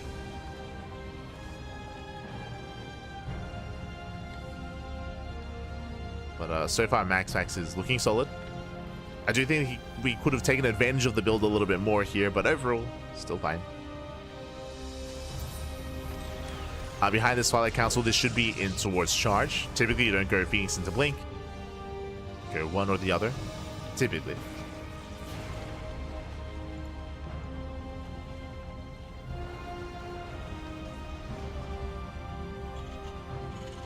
As there's a CC on the high ground, so Clem is going for the expansion. There's our charge on the way, as we did mention. And I am favoring MaxPax. I mean, MaxPax, he's upper base, he's saturating. His economy is looking solid. Getting to +1, getting to charge. The opener of Clem has fallen on its face. Even forcing a bit of friendly fire. Oh, buenos dias. Canoya. Good to see you. Good to see you.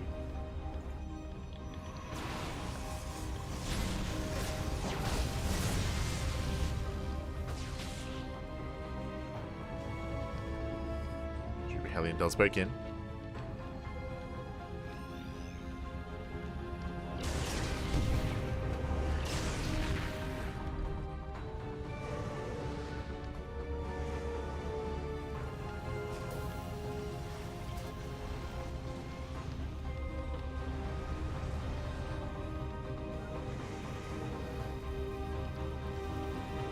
From here, Clem trying to build up.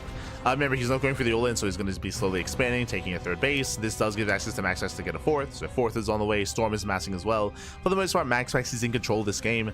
It's going to come down to Clem to capitalize on a mistake, on a misstep. Oh, he's making it up. I mean, we alluded to it with Macro Accelerators, but yes, Clem, he is going to go Mass Cyclone. We're making it up. I mean, Gumiho, is that you? Gumiho.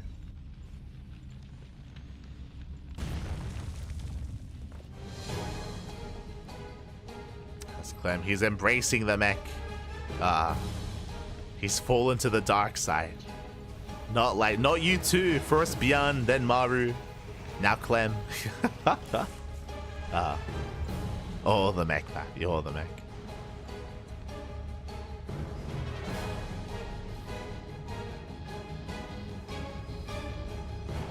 MaxPax gearing up.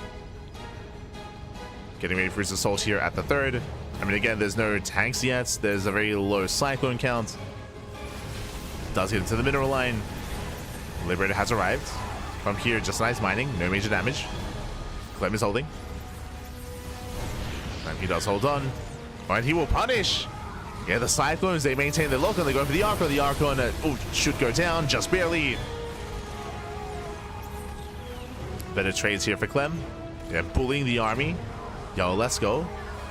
Fall behind, doesn't matter. We have Mass Cyclone. Zealots, they try to catch the army out. Going in for a flank. They pick up a couple of Cyclones.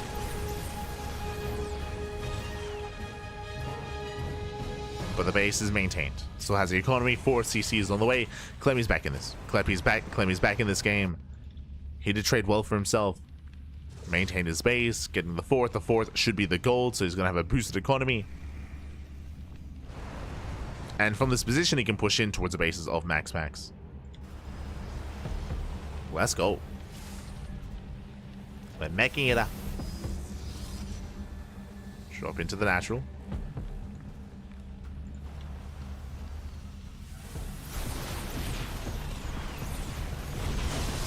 Storm popping up. The storms, I mean, they do decent damage here to the army. Another storm as well. But the Cyclones, they survive, they kite back. Sure, they take some damage to the storms, but it doesn't matter. It doesn't matter, they overwhelm. And Clem, he's done it. He breaks through the main army, takes down all the Zealots, takes down the High Templar. It's one of those things where storms, they tickle these mech units more so than against Bio. Prism goes down. Zealots, they bust into the bases. They're getting some damage done. They force Clem back home. They force him back home. Getting more SCV kills.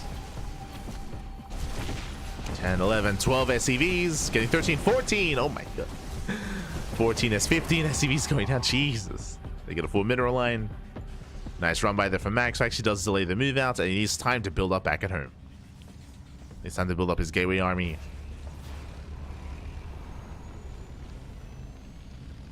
Ay, ay, ay.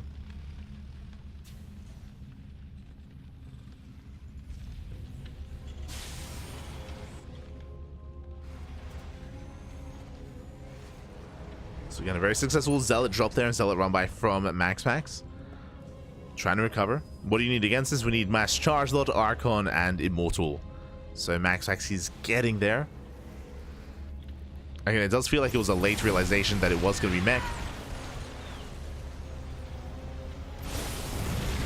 Storm gets one Cyclone.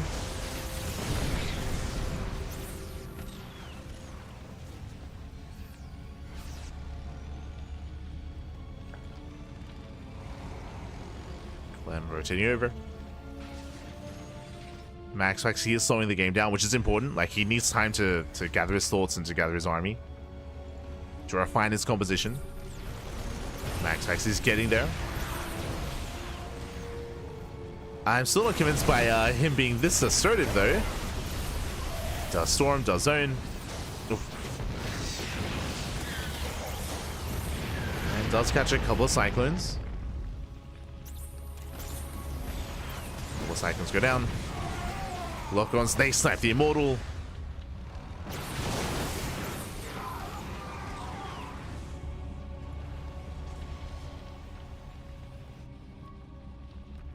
Two snipe the Immortals, second Robo's on the way, getting to more Immortals, getting into ideally Disruptors as well.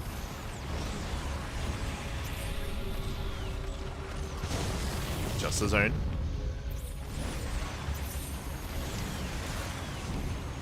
Just the Zone the army. Clem massing on more Cyclones.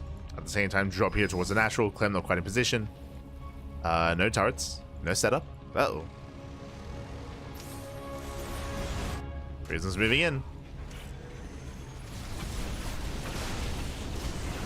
Prison does push forward. Yeah, Zelda dropping to the natural. Warping into the main. Clem out of position. Black Rat's nice Storm. He has the high ground. And MaxPax does out position Clem. Storm's popping up, zoning back the army. 20 SCV kills, 23. Oh my god. Yeah, and Clem is just being torn apart. He's being torn apart here. He's stuck pushing up a ramp into the Protoss, into his own bases. And with that, he's just getting bullied. Yeah, he will lose everything. The Cyclones, they go down one after the other. At the same time, every SCV is falling. The natural on fire. The third base, GG as well. And MaxPax, he will take the game. He will extend his lead. GG. Whew. GG, well played. Again, it was a very strong start from MaxPax. He took a lead from the early game, from the initial opener. Clem had a really hard time as his drop was denied, as he was contained as well. He was able to claw his way back into it by getting into his own Cyclone production. He did take one initially good fight, but we saw that the Zealot Rumbys and Zealot drops were brutal. They were just tearing him apart. Unlike your typical bio composition, you cannot load up and you cannot drop to respond. You cannot like boost to respond to these drops, to these Rumbys. Alas, there was nothing in position and he was torn apart. Showcasing that going for this kind of mech style, you are vulnerable here to these Rumbys, to these drops. GG. At least without turrets. That's probably the big misstep there from Clem. If you're going for a mech composition, then sag defense is even more important, just because your army is less mobile. And unfortunately, there was no sag defense there to delay or to deter the prism. No sensor towers either. GG. GG will play it. With that, we're getting into game number 4, and we'll see if MaxPax can claim the series here and now. Let's go. Let us go. Yeah, he was just torn apart. Like this, because the Zealots got into the bases, it forced Clem to react to that. Likewise, he rotated with his army. Clem was stuck on the low ground. Like it all just fell apart. All just fell apart. And with that, here we go. We're getting to our next game and spawning in the top right hand corner here of Tokamak. We have the Danish Protoss player. We have the Red Protoss representing Sidestorm Gaming, leading the series 2-1 and 1 game away from claiming the series and becoming our PiGosaur Cup champion. It is MaxPax. And spawning in the bottom left-hand corner, we have his opponent. We have the French Terran player. We have the Blue Terran representing Team Liquid. It is Clem. Here we go. And of course, the game did begin with Clem failing to scout the tech and failing to scout the Stargate. Did allow for MaxPax to have a very clean and very strong start to the game, which allowed him to gain map control and snowball from there. Here, coming into game number 4, we'll see what Clem goes for this time. Now, I will say that it's going to be more difficult to hide your tech, so most likely, no Stargate. Like, Stargate openers are more common on torches because the rush is by air, but also because you can deny scouting because there's no cliff into the main. Here, very different. Here, there's a cliff face, so we should be seeing a different kind of tech structure. We should be seeing just Blink out of MaxPax, Blink-based opener. Meanwhile, Double Gas out of Clem. He's opening up Double Gas. Now, do we go back into Banshee play? We saw attempted Banshee last game, but he was denied by the Phoenixes. So we could see Banshees again. True. Good to see it. Meanwhile, big shout to King TQD in the chat. Thank you so much for the gifted sub to the community. Thank you so much.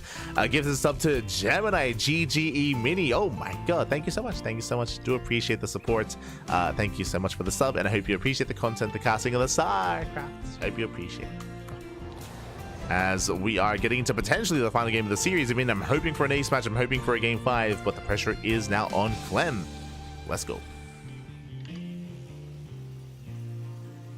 Let's go. Oh, hello. For the first time this series, Rax not into Reactor, Rax into Tech Lab into, I would imagine, add-on swap. Technically, this can lead into Marauder as a Marauder-based opener, but not going for the add-on swap here. Okay, so a much more aggressive, much more tech-heavy start here out of Clem. Much more. There we go. Opening up early Cyclone. And we are waiting for the Starport. Starport now on the way as well. This can lead into early Cyclone, into Cyclone drop. Technically, this can lead Cyclone into tank, into early tank production, into an early tank push, into an early all-in. Remember, CC is on the way. Is expanding.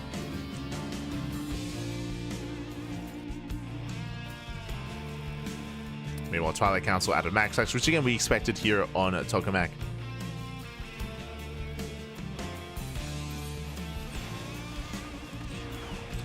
Hallucination does get a full scout, does confirm the early Cyclone, going for the add-on swap. Oh my god, are we rushing into as fast as possible Banshee play? Looks like the answer is yes. So insanely fast Banshee play here out of Clem. Remember, Tech Lab from the Rax into Cyclone, into add-on swap, denying the scout. And here come the Banshees. Again, you can't really get faster Banshees than this. And it's on MaxPax to scout. He's moving out with the Hallucination. He needs to confirm.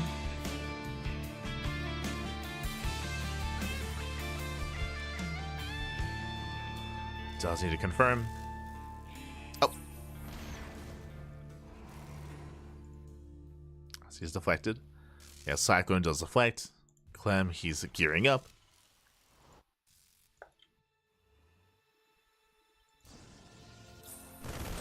Oh, ooh, what he does confirm. Yeah, big moment. Big scout here from MaxPax. He sees, he knows. Immediately Robo. Robo immediately going to be thrown down. We're also going to need shield batteries in the bases. Shield battery in the main, shield battery in the natural. There we go. Shield batteries are on the way. So far, good scout, good reaction out of MaxPax. Again, this was meant to be a surprise, but this is meant to be hidden.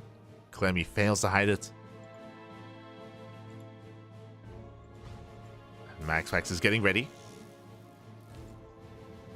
He is getting ready back at home. We'll see what Clem can get done. See in the chat, Hero's not been appearing in these for a while. It's been 2 weeks. It's been 2 weeks, but this is in line with what happened last year. If you remember, Hero before Esports World Cup last year, Hero, I want to say he took a month. He took a month off from playing in online tournaments to prepare for the event. So he just took a month, like doing nothing but customs and like practicing builds and getting ready for the event. So I would imagine that that's happening here as well. I would imagine. This happened last year.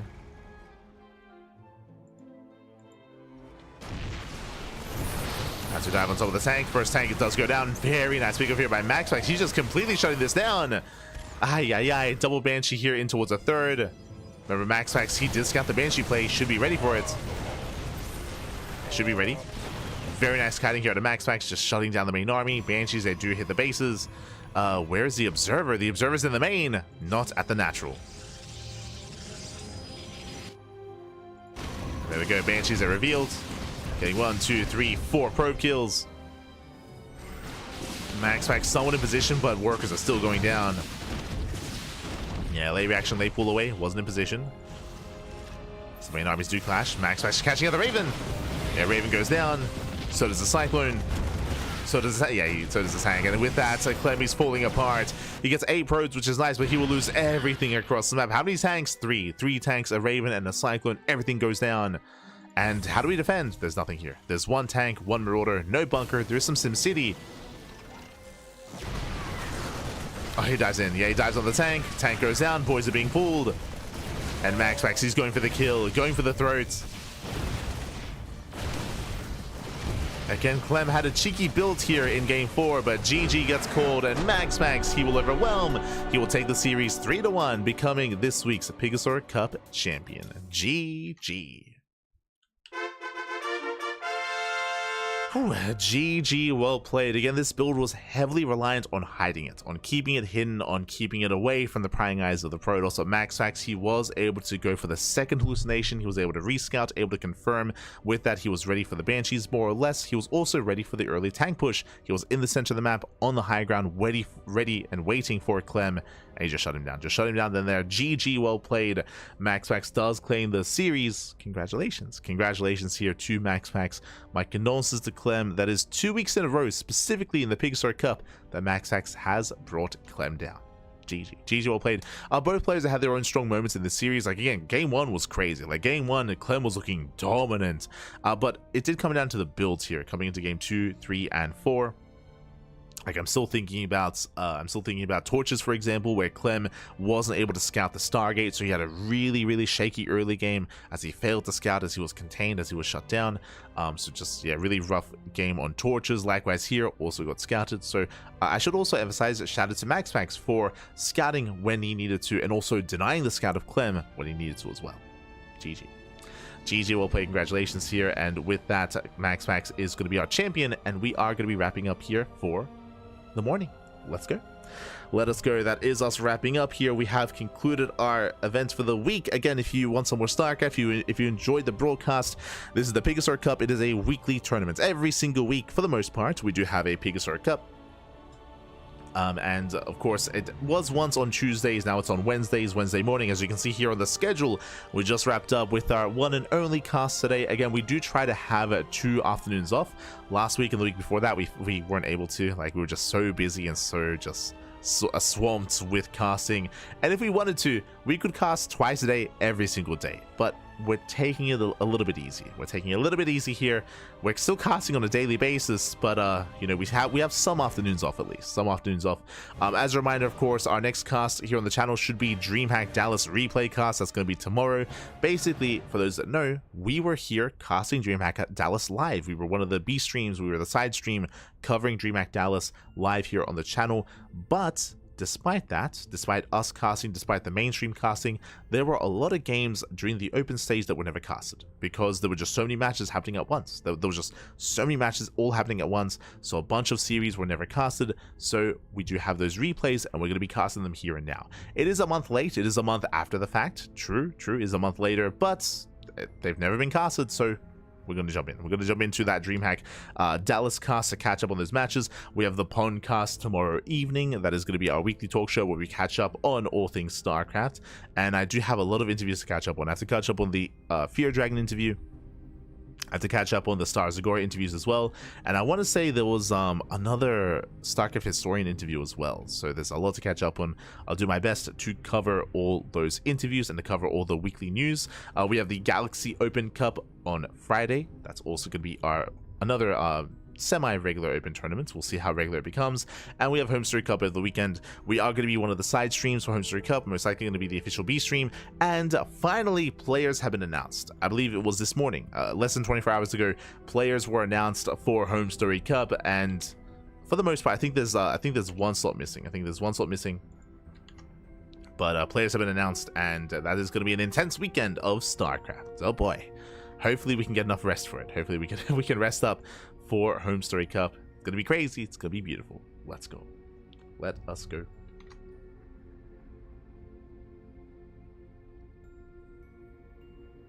Okay. Suelta tu ga, papi ga. Sí, papi, sí. Ay, ay, ay. El machico. Here we go.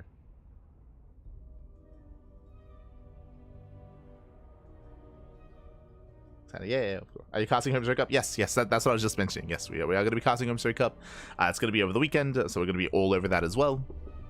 So again, a lot of content, a lot of StarCraft. Otherwise, thanks for watching. Thanks for tuning in, thanks for supporting.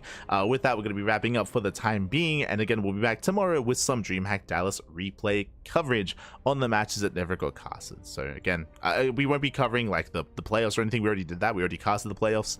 That's the VODs are all on YouTube, right? If you missed out on our coverage of DreamHack Dallas, or our coverage of the EWC qualifiers, or our coverage of I Am Katowice, or any events, again, we do cast more than anyone else out there. We have all the content, we have the quantity, and we have some of the quality as well. So you can check us out over on YouTube, !YouTube, !socials in the chat. We do upload on YouTube on a daily basis. We also stream on YouTube at the same time as Twitch, so all the VODs are available on YouTube. We also stream on TikTok, we stream on Facebook, and we stream on Kick. So we stream on all things CranKy Ducklings. So thank you so much. Thanks so much for watching. Thanks so much for tuning in. And again, we're going to be wrapping up for the time being, and we'll be back tomorrow for some DreamHack Dallas content. I'm going to go quickly get some food, and I did make a promise yesterday. I'm a little bit fatigued and I haven't gotten any food, but we're going to head off for the time being. I'm going to be going live on my personal channel with some StarCraft. It's been like 2 weeks. It's been a while. I rarely get time to ladder. As you can imagine, just because we're so busy casting, I rarely get time to ladder, rarely get time to stream. So I'm going to be having a cheeky ladder session over on my own personal channel, so you can follow me there if you wish. Otherwise, thanks for watching. Thanks for tuning in. We do appreciate it. Thank you so much, and I hope you have a great rest of your day. Hope you have a great rest of your week, and I hope you enjoy Home Story Cup over the weekend as well. Thanks for watching. Thanks for tuning in. We'll see you guys either tomorrow for some more casting, or we'll see you in a couple of minutes over on the ladder. See you then. Papi, see you then. Thanks for watching. Hasta luego.